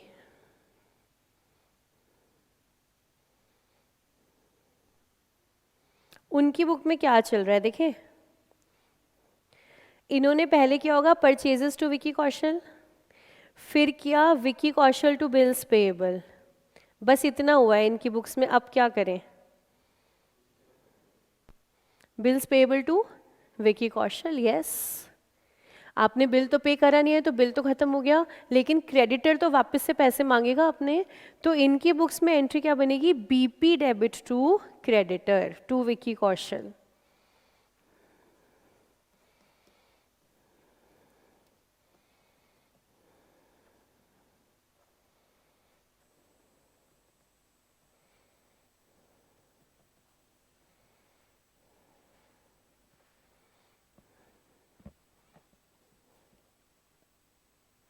ये वाला जो डेटर लिखा है हमने, इसकी जगह BR लिख सकते हैं। BR टू बैंक कर सकते हैं। ये वाला जो डेटर लिखा है इसके लिए BR डेबिट कर सकती हूँ क्या मैं? नहीं कर सकती। क्यों नहीं कर सकती? बिल डिसऑनर हो गया ना। BR डेबिट हम कब करते हैं? जब हम बिल ड्रॉ करते हैं। तो ये ड्रॉ की बात नहीं है, ये डिसऑनर की बात है, इसलिए यहाँ बी आर नहीं आएगा, यहाँ पर क्या आएगा, डेटर, डेटर टू बैंक। तो इसका मतलब तो ये हुआ, ये जो discounting of bill of exchange चल रहा है, इसका मतलब तो फिर ये हुआ ना कि 17 मार्च को जब विकी कौशल को पैसे मिल गए तो वो आराम से नहीं बैठ सकता, उसको एक डर तो लगा रहेगा कि 17 को अगर मेरे ड्रॉई ने पेमेंट नहीं करी तो फिर मुझे देने पड़ेंगे, मेरे अकाउंट से पैसा जाएगा। इसका मतलब डिस्काउंटिंग करा के भी आपको एक खतरा तो रहेगा। पैसे तो मिल गए लेकिन दिल में धक धक तो होता रहेगा कि यार अगर इसने पेमेंट नहीं करी तो मेरे अकाउंट से पैसे कटेंगे। तो हम कह सकते हैं कि एक लाइबिलिटी है जो अराइज हो सकती है, हालांकि पक्का नहीं है। अगर वो पेमेंट कर दे तो कोई प्रॉब्लम ही नहीं है, अगर वो पेमेंट ना करे तो मेरे अकाउंट से पैसा जाएगा। लेकिन मतलब हो भी सकता है, नहीं भी हो सकता, कुछ कह नहीं सकते। ये जो हो भी सकता है, नहीं भी हो सकता है, इसके लिए वर्ड क्या है, कंटिंजेंसी, कंटिंजेंट। हो भी सकता है, नहीं भी हो सकता। आज आपकी फर्स्ट क्लास है, आपको क्लास में मज़ा आ भी सकता है, नहीं भी आ सकता। ठीक है, सुबह सुबह 8 बजे क्या थी, कंटिंजेंसी। पता नहीं क्लास अच्छी लग भी सकती है, क्लास अच्छी नहीं भी लग सकती। 10:30 बजे क्या हुआ, आधी कंटिंजेंसी खत्म, क्लास तो अच्छी लगी। 12:30 बजे क्या है, खबरदार जो तुमने कुछ और बोला कि क्लास तो बहुत अच्छी लगी, अब तो पक्का ही है, इसमें तो कोई प्रॉब्लम ही नहीं है, तो कंटिंजेंसी खत्म। तो कंटिंजेंट हो सकता है, नहीं भी हो सकता। अगर आपको लग रहा है नुकसान है तो कंटिंजेंट लायबिलिटी। तो देखो एक सेंटेंस सुनो, discounted bills of exchange are shown as contingent liability till maturity. Discounted bills of exchange are shown in books of accounts as contingent liability till date of maturity. Sentence सही है कि गलत, सही है कि गलत, बिल्कुल सही है। क्योंकि यहाँ पर ना एक खतरा सा बना रहता है, पता नहीं यार पेमेंट नहीं हुई तो जो भी बिल्स आपने डिस्काउंट करा लिए हैं लेकिन मच्योर नहीं हुए हैं, उनको हम हमारी बुक्स ऑफ अकाउंट्स में कैसे दिखाते हैं, as a part of contingent liability. तो हमारे जितने भी डिस्काउंटेड बिल्स ऑफ एक्सचेंज हैं, स्टेटमेंट आपके पास ये आ रही थी,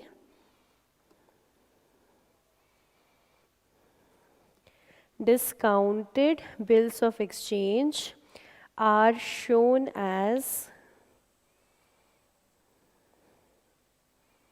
contingent liability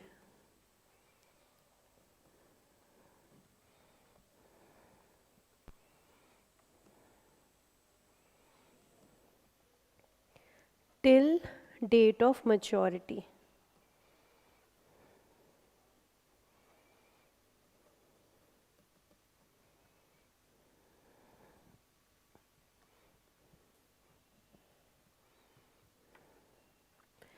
contingent liability books में हम कैसे दिखाते हैं, no journal entry, journal entry कोई नहीं बनती, only shown in footnotes to the balance sheet.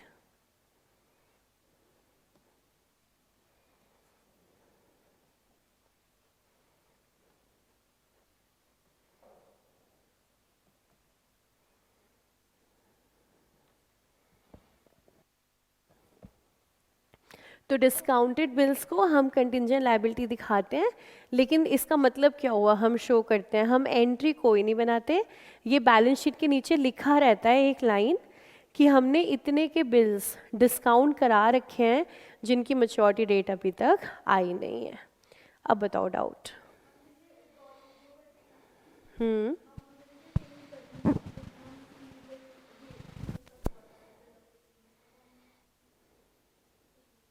Dishonour होने पर लीगल एक्शन, हाँ जी इसकी बात करते हैं। देखिए जो डाउट आ रहा है कि अब ये बिल डिसऑनर हो गया है, अब ड्रॉर क्या करे, है ना। अब आपके दिल से आ रहा है मैम एंट्री तो ठीक है, एंट्री तो बना ली, लेकिन मेन बात यह है कि अब करना क्या है, सामने वाले बंदे ने पेमेंट नहीं किया।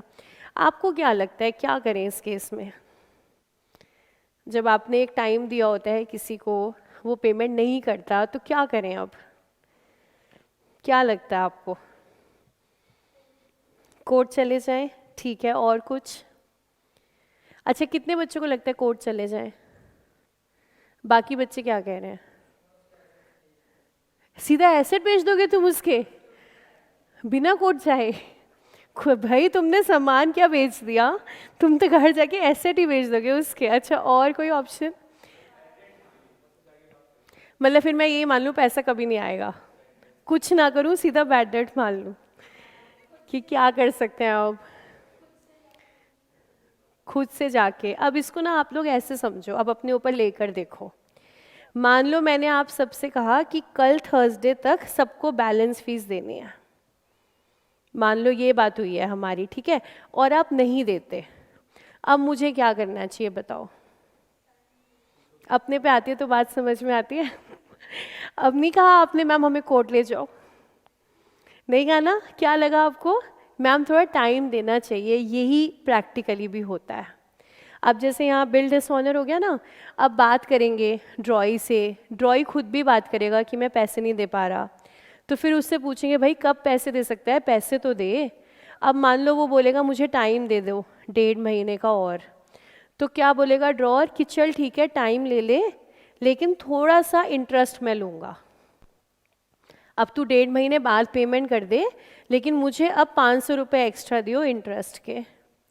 तो मोस्टली ड्रॉई मान जाएगा कि चल ठीक है। तो आपने फिर वेट किया 2 महीने, मान लो आपने मुझे कहा कि मैम 15 दिन बाद मैं दूंगा, अभी नहीं दे सकता फीस, मैंने कहा अच्छा ठीक है 15 दिन बाद दे देना, ठीक है। सबने अपने अपने हिसाब से टाइम डिसाइड कर लिया, 15 दिन बीत गए, आप फीस नहीं लाए, अब क्या करूं? अब क्या करूं? क्लास में आना एंट्री बंद कर दूं, ठीक है, और बोलो? बिल में मॉडिफिकेशन अलाउड नहीं है, वो कैंसिल हो जाएगा, नया बनेगा। हाँ, नया बिल बनेगा नए टाइम के हिसाब से, ठीक है। ऑल्ट्रेशंस अमेंडमेंट्स अलाउड नहीं है। नहीं, ऐसा कुछ नहीं, ऐसा कुछ नहीं होगा। कोई आप वो रिवेंज और फॉरगिवनेस लेटर नहीं बन रहा है, ठीक है।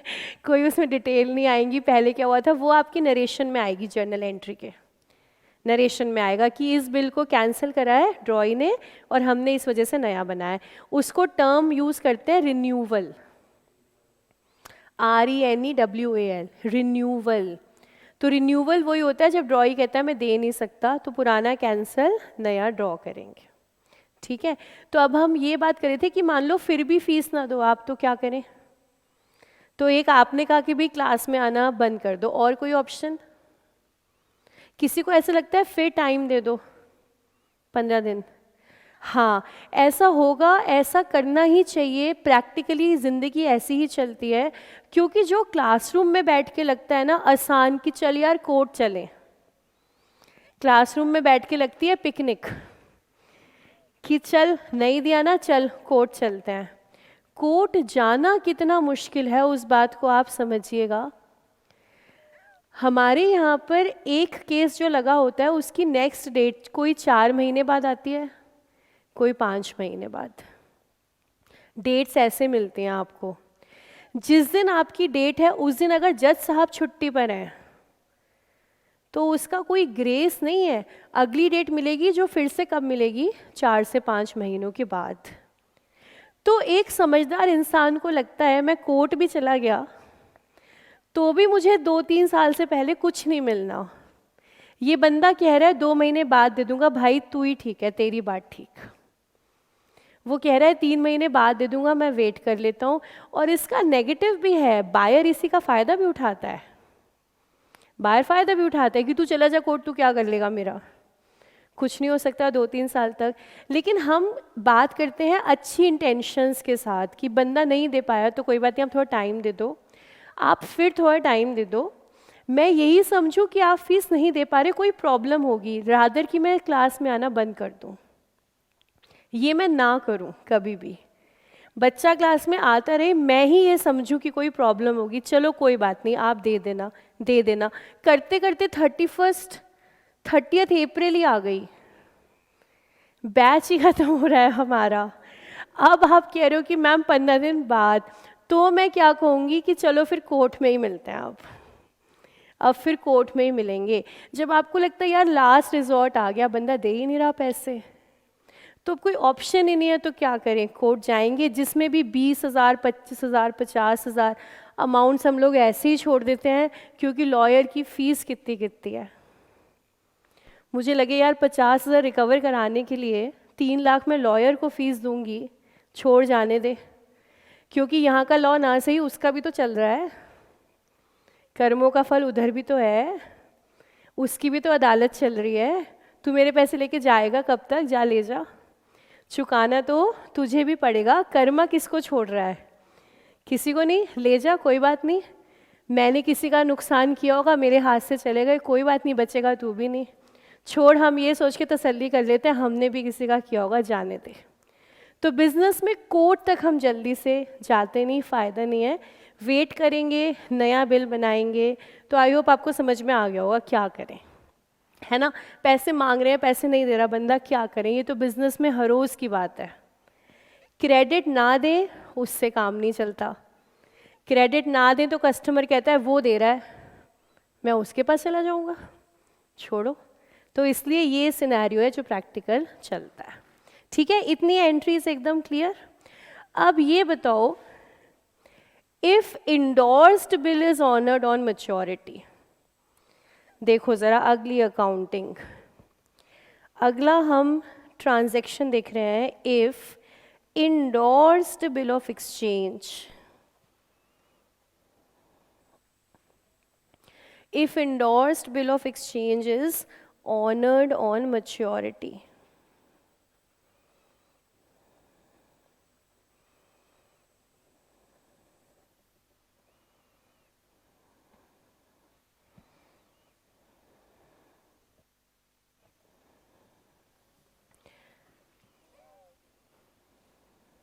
तो इंडोर्स्ड वाले में हमारी एंट्रीज क्या क्या अभी तक बनी हुई हैं। पहले डेटर टू सेल था, फिर बीआर टू डेटर था, और इंडोर्स किया था तो क्रेडिटर टू बीआर था। अब ये बिल की पेमेंट आ गई, तो किसने किसको दी होगी, वो शिनचैन, भूरी भूरी और डोरेमोन। वो डोरेमोन को भूरी भूरी ने दिया होगा डोरेमोन को, है ना। तो शिनचैन अपनी बुक्स में क्या करे, कुछ नहीं, नो एंट्री। और भूरी भूरी की बुक्स में, हाँ, टू बैंक तो हो गया। और डेबिट किसे करें, बिल्स पेबल। तो सबसे पहले तो ड्रॉर की बुक्स तो क्लियर हो गई हैं, यहाँ तो no entry. Books of drawer और books of acceptor,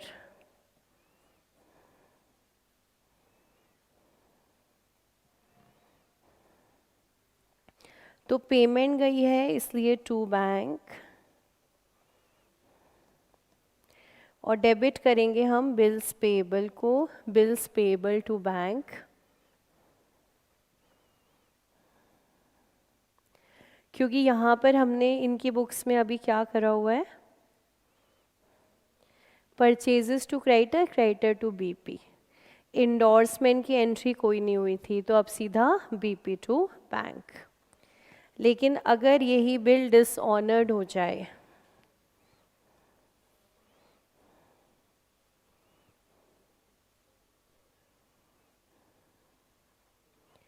endorsed bill of exchange dishonored, सबसे ज़्यादा गलती यहाँ होगी इस एंट्री में।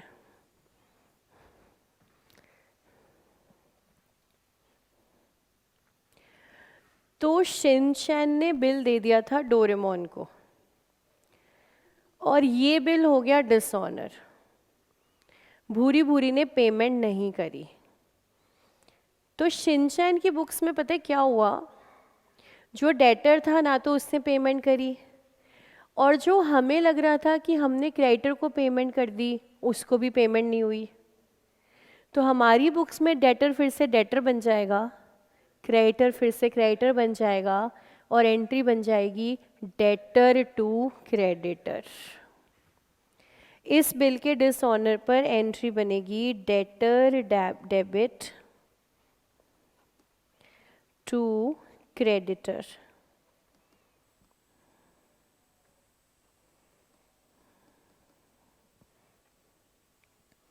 अपनी अंडरस्टैंडिंग के लिए लिखना हो तो डेटर मतलब हम भूरी भूरी की बात कर रहे हैं, और क्रेडिटर मतलब हम डोरेमोन की बात कर रहे हैं। मतलब भूरी भूरी डेबिट टू डोरेमोन हमने करा है, क्योंकि डेटर से भी पैसा आया नहीं तो उसको वापस बुक्स में ले आते हैं, और क्रेडिटर को भी पैसा दे नहीं पाए तो क्रेडिटर को भी हम वापस बुक्स में ले आते हैं। यहाँ पे बी आर आएगा कि नहीं, तो आप लोग अपनी एंट्रीज चेक करके देखो, बी आर ख़त्म हो चुका है, बी आर है ही नहीं हमारे पास। पहले डेबिट हुआ था फिर क्रेडिट हो गया। तो अगर उसके बाद भी आपने यहाँ बी आर डेबिट कर दिया तो हाँ, इसका मतलब ये हो गया ना कि आपके पास बिल आया, जबकि बिल तो है ही नहीं आपके पास। तो वो बिल तो जो था वो तो ख़त्म हो चुका है, तो इससे यहाँ बी आर नहीं आ सकता।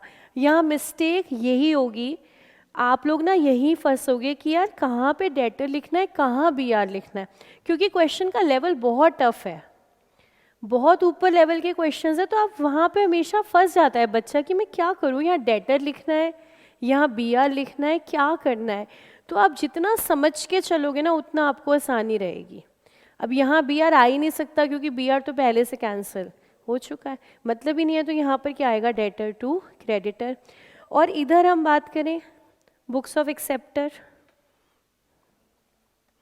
तो यहाँ पर क्या एंट्री बनेगी, यहाँ आसान है, बीपी डेबिट टू क्रेडिटर्स। तो आपने पैसे दे दिए तो बीपी टू बैंक, नहीं दिया तो बीपी टू क्रेडिटर, क्योंकि आपने इंडोर्स थोड़ी किया था। तो यहाँ एक्सेप्टर की बुक्स में कोई प्रॉब्लम नहीं है, इन्होंने थोड़ी इंडोर्स किया था, इंडोर्स ड्रॉर ने किया था, वहाँ सोचना पड़ेगा डेटर टू क्रेडिटर।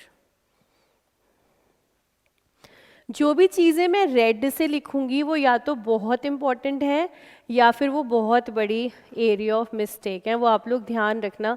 जहाँ पर भी मैं रेड कलर यूज़ कर रही हूँ ना, आप समझ जाना कि भाई यहाँ खतरा है, रेड खतरे का निशान है, मुझे बहुत अलर्ट रहना है यहाँ पर जितनी चीज़ें रेड कलर से आ रही हैं।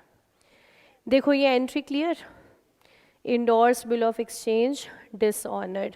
तो चलो एक क्वेश्चन सॉल्व करते हैं फिर। अब इतना हमने किया है, बिल सेंड टू कलेक्शन बाद में करेंगे, पहले यहाँ तक के बेसिस पर एक क्वेश्चन देखते हैं। तो आपकी बुक्स निकालिएगा, पेज नंबर 169 पर हमारा चैप्टर स्टार्ट हो रहा है, और हम देखेंगे क्वेश्चन नंबर 5।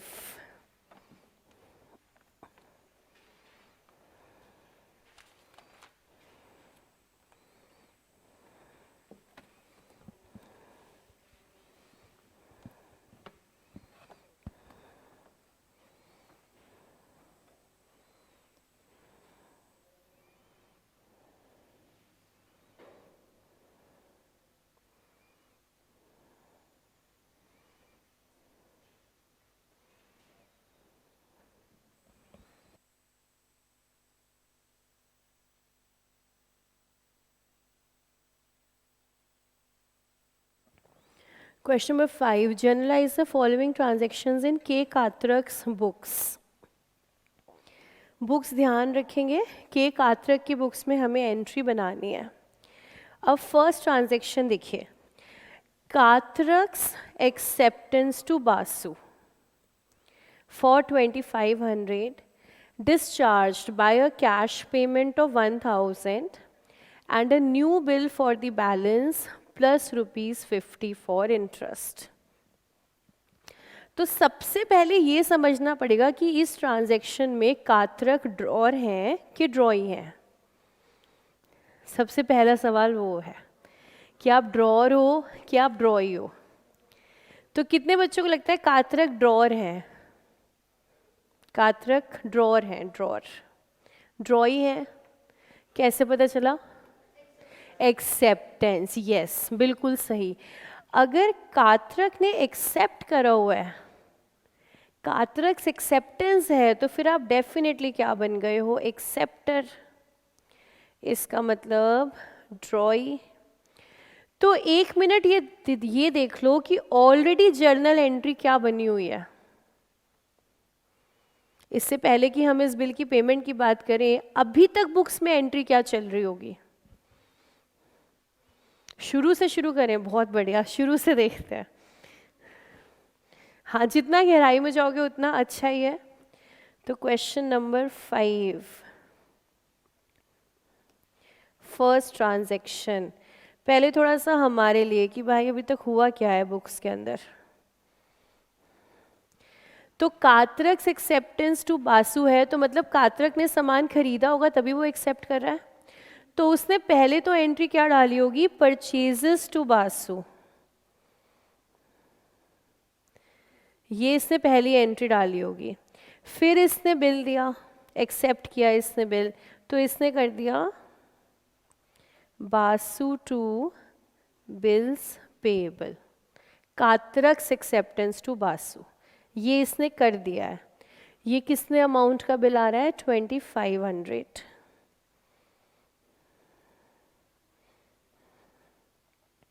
अब इसको अगली एंट्री डालनी क्या थी?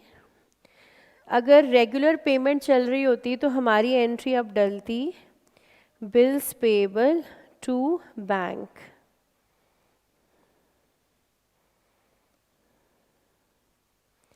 ये ट्रांजैक्शन करनी थी जिसकी जगह पर क्या हो रहा है? डिस्चार्ज का वर्ड होता है लायबिलिटी सेटल करना। लायबिलिटी इसने सेटल कैसे करी? ये कह रहा है मैं सारी पेमेंट नहीं दे सकता, तो मुझसे ना 1000 रुपये तो कैश ले लो, और जो बचा हुआ हिस्सा है ना उसके लिए तुम मुझे नया बिल दे दो, और जिसमें मैं तुम्हें इंटरेस्ट भी दूंगा 50 रुपये का। ठीक है, हमें कातरक की बुक्स में बनानी है एंट्री, हमें ड्रॉई की बुक्स में बनानी है। तो ड्रॉई क्या कह रहा है? देखो इस बिल को तो ख़त्म करते हैं। ठीक है, तो अगर इस बिल को ख़त्म करना है तो मैं कर दूं टू बिल्स पेएबल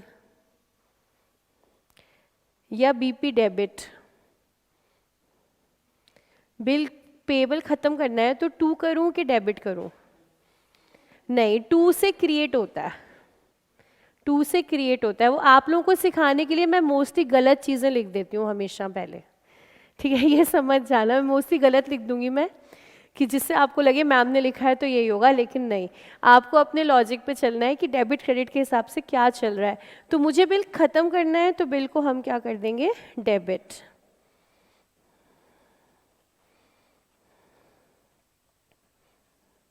बासु कह रहा है, मतलब कातरक कह रहा है बासु को कि देख इस बिल को तो ख़त्म करते हैं, तू इसके बदले मुझसे कैश ले ले 1000 रुपये, तो ये लो टू कैश। तू मुझसे कैश ले ले 1000 रुपये, साथ में तू मुझे ना नया बिल दे दे, तो टू बिल्स पेएबल। अब हम लोग ओल्ड और न्यू लिखते नहीं है, लेकिन इसका मतलब अपने लिए आप समझ जाना, ये पुराने वाला बिल है, ये नया वाला है। पुराने वाला ख़त्म कर दिया, नया वाला बना दिया। अब नए वाले बिल पे इंटरेस्ट आ रहा है 50 रुपये का, तो 2500 में से 1000 की पेमेंट हो गई, तो 1500 तो यहाँ बाकी हैं और 50 का इंटरेस्ट बाकी है, तो नया बिल बन रहा है 1550 का।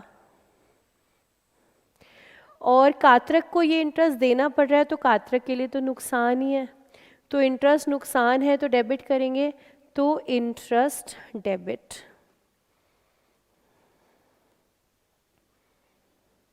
तो ये एंट्री बनेगी किसकी बुक्स में? हम हैं कातरक की बुक्स में।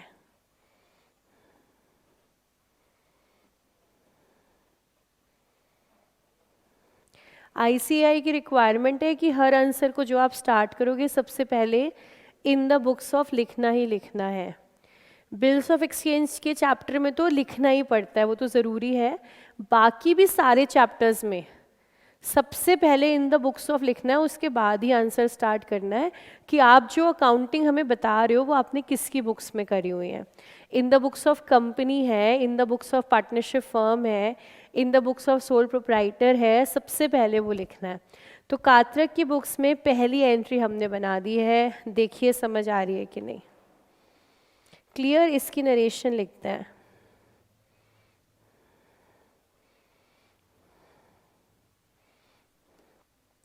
Being bills payable to Basu, discharged by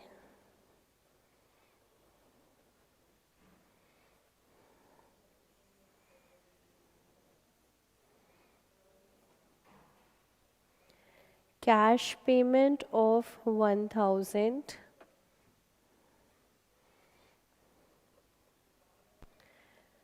and new bills of exchange for balance of 1500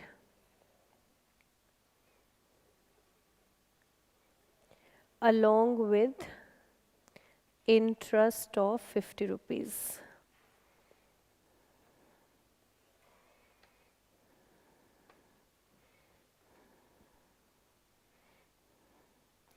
क्या मैम इतनी बड़ी नरेशन लिखनी है? हाँ हाँ, पूरी नरेशन जो है लिखनी है. तो हमने ये जो लाइन डाल के लिखा है ये आपको पेपर में नहीं लिखना है, ये हमने अपने लिए अपनी अंडरस्टैंडिंग के लिए है कि एंट्री क्या क्या बनी होगी. पेपर में तो हमें सिर्फ फाइनल आंसर देना है, फाइनल जर्नल एंट्री. आगे चलते हैं. Second transaction, G. Gupta's acceptance for rupees 4000 which was endorsed by Katrak to M. Mehta was dishonored.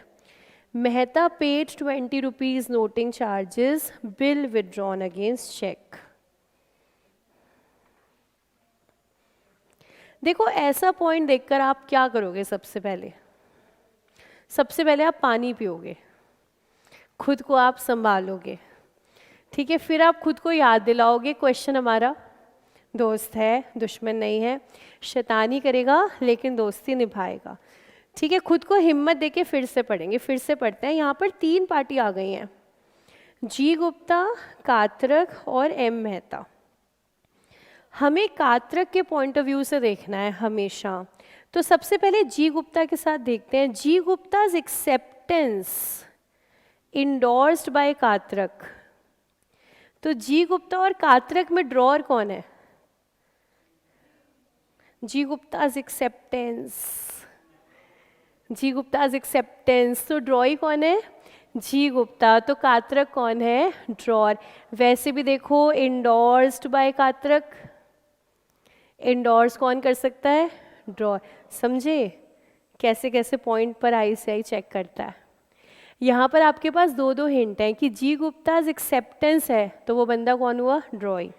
Endorsed by कात्रक है तो फिर कात्रक क्या हुआ? ड्रॉर, क्योंकि ड्रॉर ही इंडोर्स कर सकता है. इसका मतलब ये जो 2 बिल आ रहे हैं, जी गुप्ता और के कात्रक की जो बात चल रही है यहाँ पर, अगर ये ड्रॉई है और ये ड्रॉर है तो क्या मैं कह सकती हूँ जी गुप्ता के कात्रक के डेटर हैं?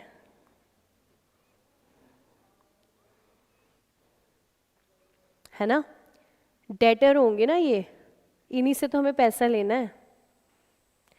मतलब डेटर और ड्रॉई सेम होता है क्या? डेटर और ड्रॉई सेम होता है. देखो ना, शिनचैन ने भूरी भूरी को सामान बेचा था तो शिनचैन के लिए भूरी भूरी डेटर हो गया, ठीक है. फिर इसी से हमने बिल लिया था तो इसको एक्सेप्ट किसने किया था? भूरी भूरी ने. तो ड्रॉई एक्सेप्ट कर रहा है ना, इसका मतलब डेटर ही एक्सेप्ट कर रहा है ना, इसका मतलब डेटर ही ड्रॉई है, क्योंकि सास भी कभी. तो ड्रॉई ही कभी डेटर था, डेटर ही कभी ड्रॉई था, वो सेम ही तो बात है. वो हमारी बुक से चला गया और फिर बिल के फॉर्म में वापस आ गया.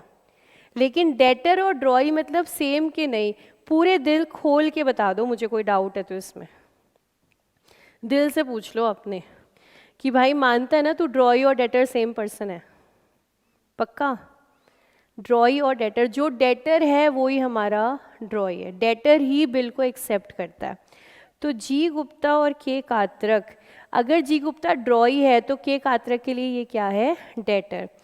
कात्रक ने इसके ऊपर बिल ड्रॉ किया, इसने एक्सेप्ट किया, और वो लेकर के कात्रक ने क्या कर दिया? इसने बिल दे दिया एम मेहता को,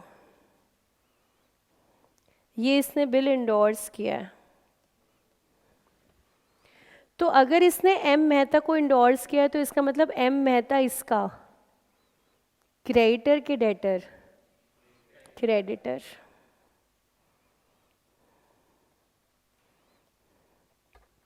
तो बात ठीक हो गई, बिल हमने इंडोर्स कर दिया, डेटर से ले लिया, क्रेडिटर को हमने दे दिया। G Gupta's acceptance endorsed by Katrak to M Mehta dishonoured. सबसे पहली बात तो ये है कि ये जो बिल हमने इंडोर्स किया था ये क्या हो गया? डिसऑनर।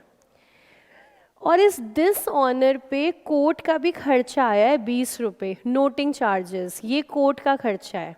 ये हो भी सकते हैं, ये नहीं भी हो सकते। अगर क्वेश्चन में है तो अब हमारी और लाइबिलिटी 4000 की नहीं है, ये बन गई है 4020 की।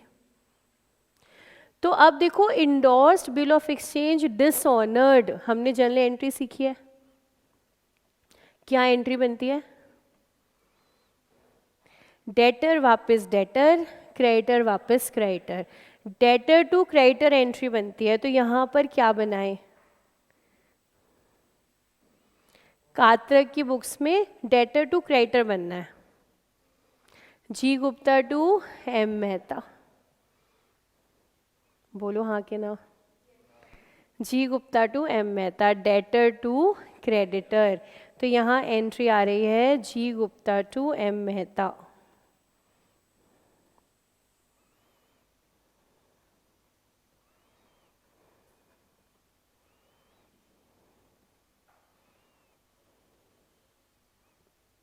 अमाउंट हो जाएगा 4020।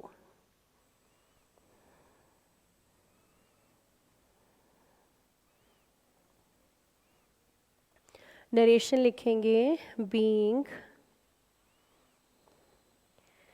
जी Gupta's acceptance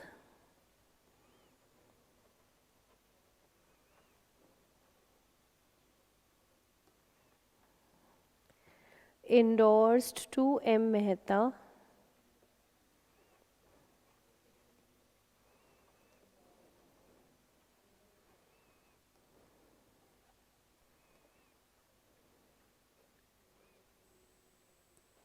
dishonored along with noting charges of 20 rupees.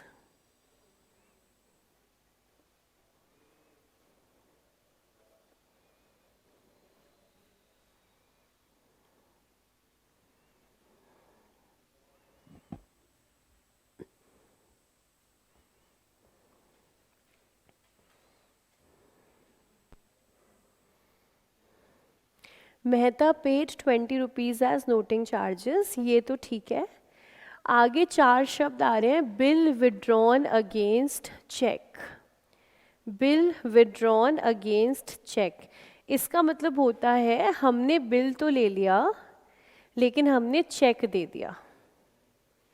ठीक है, पहले इंग्लिश टू हिंदी करें तो बिल विड्रॉन अगेंस्ट चेक, इसका मतलब होता है बिल हमने ले लिया, बदले में हमने चेक दे दिया। अब ये आपको समझना पड़ेगा ये किसने किसको चेक दिया है, ये खुद से समझना पड़ेगा। ये इंग्लिश लैंग्वेज और अकाउंट्स का कनेक्शन है जो ये भी आपको क्वेश्चंस के अंदर तंग करेगा। अब पहले आप लोग अपना अंदाज़ा लगाओ, ड्रॉर ने लिया है किससे? नहीं, देखो जी गुप्ता और एम मेहता तो आपस में एक दूसरे को जानते ही नहीं ना, है ना। जो भी ट्रांजैक्शन होगी वो या तो जी गुप्ता और कात्रक के बीच में होगी या फिर कात्रक और एम मेहता के बीच में होगी। तो ये जो बिल विड्रॉन अगेंस्ट चेक है, या तो ये कात्रक और जी गुप्ता की बात हो रही है या कात्रक और एम मेहता की हो रही है। कात्रक और एम मेहता की हो रही है। अब कैसे पता किया आपने? हाँ, मैं आपको इसलिए बोलती हूँ क्वेश्चन आपका दोस्त है, मैं इससे ये बात आपको बोलती हूँ। आपको कैसे भी पता चला? आपको पता तो चल गया। एक दो बच्चों को नहीं पता चला, हो जाएगी दोस्ती। मेजॉरिटी को पता चल गया कि ये बात तो कात्रक और मेहता की हो रही है, क्योंकि कात्रक ने पेमेंट किसको देनी है? एम मेहता को। ये हमारे पॉइंट ऑफ व्यू से बात हो रही है bill withdrawn against cheque. Actually होता क्या है, जब हम किसी की तरफ अपनी लायबिलिटी सेटल करते हैं, हमने एम मेहता को पेमेंट करनी थी तो हमने बिल दे दिया, अब वो बिल डिसऑनर हो गया, तो क्या होता है, हमारी पोजीशन बिजनेस में खराब होती है। अब एम मेहता ये नहीं बोलेगा कि गलती जी गुप्ता की है, एम मेहता क्या बोले, कात्रक की गलती है। भाई तुमने बिल दिया था ना, तुम सोच लेते ना पेमेंट आनी है कि नहीं। एम मेहता क्या कहेगा, मुझे ऐसा बिल पकड़ा दिया जो डिसऑनर हो गया। तो हमारी पोजीशन खराब ना हो तो हम क्या करते हैं कि चलो इनको तो पेमेंट करो, जी गुप्ता से रिकवर कर लेंगे एक बार इसको। तो फिर ऐसा करते हैं, बिल डिसऑनर हो गया, कैश पेमेंट कर देते हैं या बैंक से। तो बिल विड्रॉन अगेंस्ट चेक मतलब एम मेहता को हमने पेमेंट कर दी। कितनी करी होगी?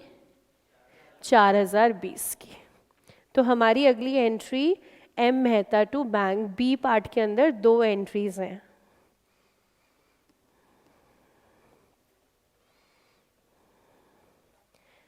M Mehta to bank, bill withdrawn against check.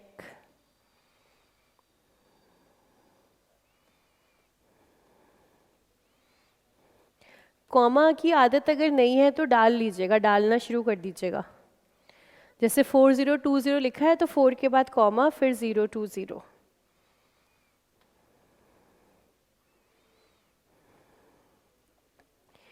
being payment made to M Mehta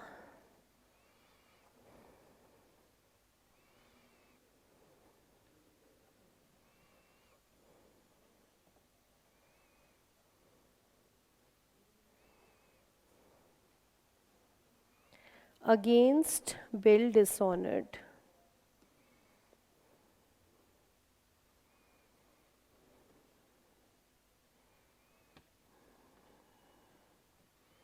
देखिए बी पार्ट में कोई भी डाउट? सी पार्ट हम लोग नेक्स्ट क्लास में करेंगे। इसमें रिटायर आ रहा है, हम रिटायरमेंट पहले समझेंगे फिर करेंगे। अभी हम डी पे आते हैं। डी को एक बार पहले आप पढ़ लो साइलेंटली, फिर मैं पढ़ूंगी। डी पार्ट एक बार आराम से आप पढ़ लो, आपके हिसाब से मतलब देख लो इसका।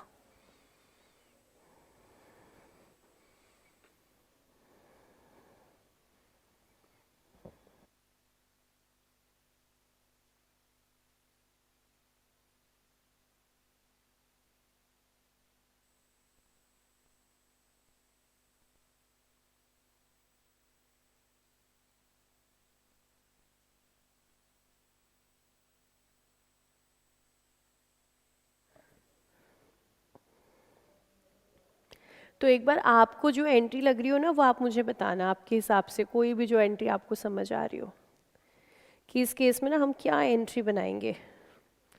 हम कात्रक की बुक्स के अंदर हैं।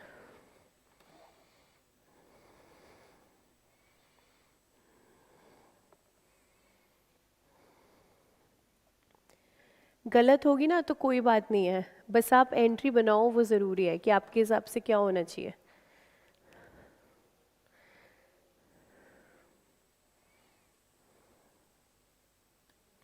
तो जो भी बना ले वो बताए कि क्या एंट्री आपको लग रही है।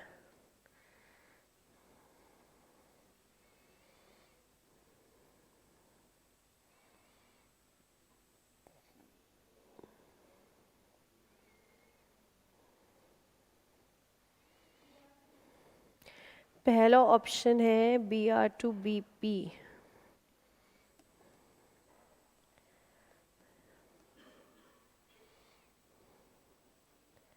और आपका अमाउंट 5000। और बताएं। लिखेगा कोई नहीं, अभी सिर्फ बताओ, मैं सामने स्क्रीन पे लिख रही हूँ। और क्या हो सकती है एंट्री?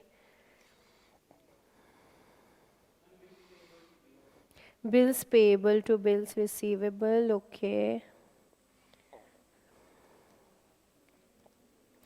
देख रहे हो कितनी बड़ी गलती हो सकती है ये, मतलब आपको बीपी टू बीआर करना है या आपको बीआर टू बीपी करना है, कितनी बड़ी बात है, कितना सोचना आपको पड़ेगा कि क्या बनेगी। और अगर आपने गलती कर दी तो आपने एसेट को लायबिलिटी कर दिया, लायबिलिटी को एसेट कर दिया, तो अकाउंटिंग ही गलत हो गई पूरी।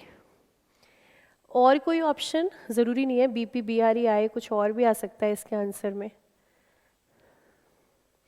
और किसी को कोई एंट्री लगता हो बननी चाहिए यहाँ पर? आपके हिसाब से क्या आंसर होना चाहिए डी पार्ट का?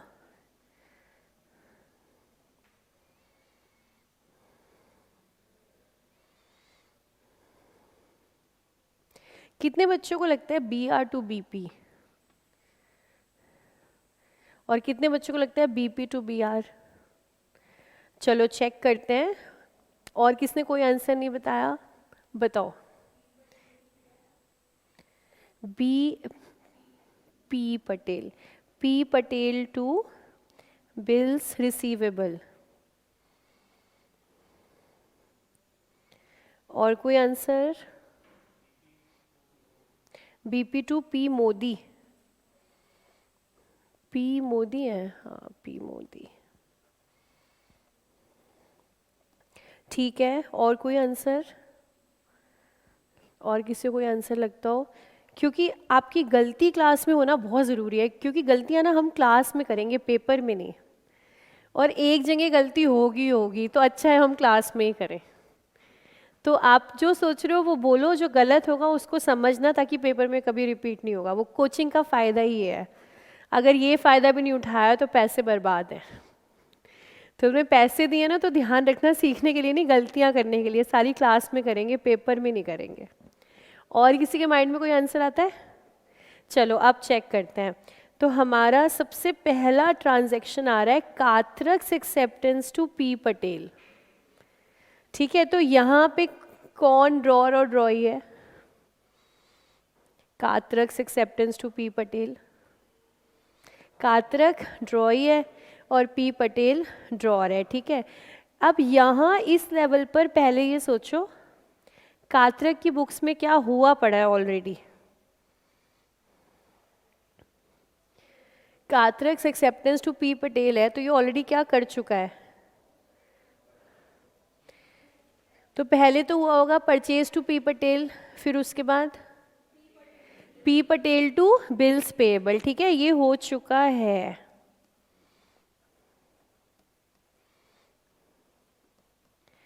ठीक है, ये एंट्री ये बना चुका है अपनी बुक में। देखो सबको समझ में आती है ये बात। कात्रक्स एक्सेप्टेंस टू पी पटेल, तो हम ये तो बना चुके हैं। दूसरी ट्रांजैक्शन आ रही है पी मोदीज एक्सेप्टेंस टू कात्रक। तो इसकी एंट्री कात्रक की बुक्स में क्या बन गई होगी? बिल्कुल ठीक, B R to P Modi.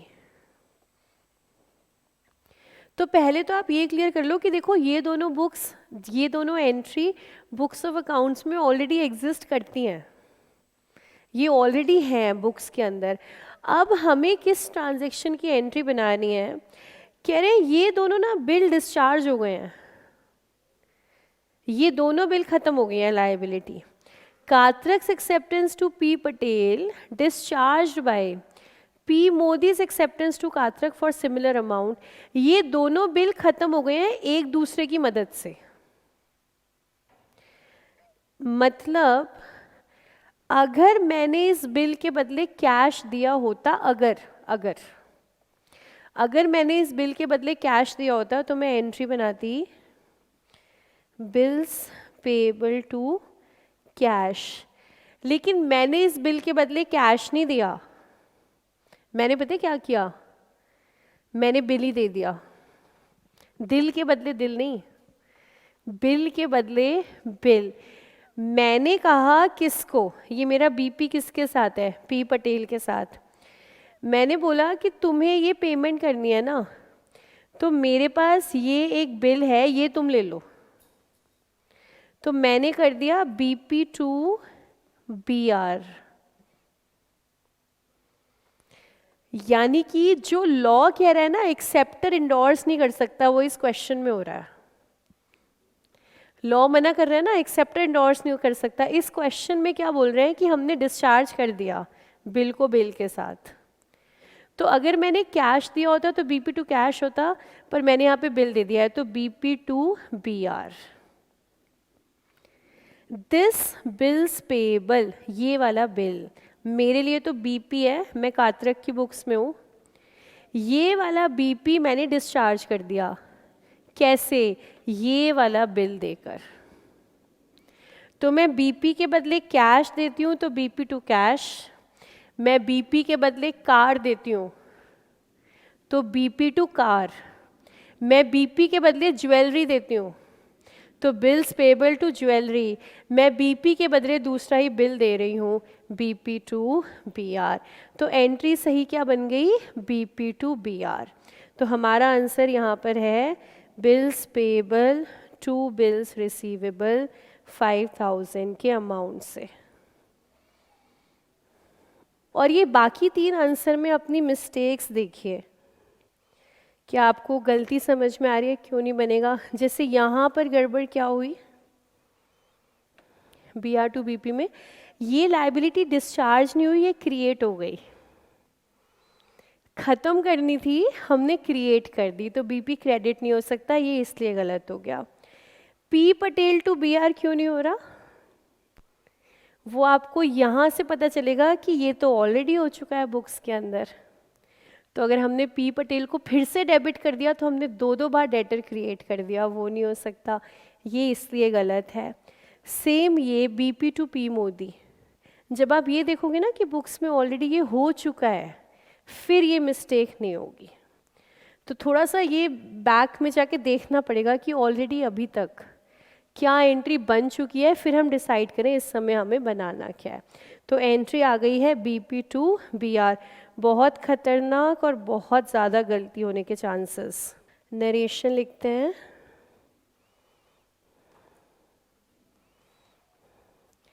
Being bill receivable from P Modi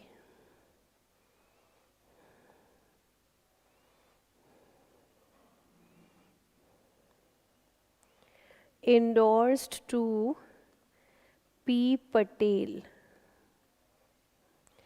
देखो एक बार लाइन चेक कर लो, समझ में आ रही है? बीइंग बिल रिसीवेबल किसका था? ये हमें मिलना था P मोदी से, हमने इसको इंडोर्स कर दिया है टू P पटेल। क्यों किया है हमने? ताकि हमारी लायबिलिटी ख़त्म हो जाए। तो आगे हम लिखेंगे इन फुल सेटलमेंट।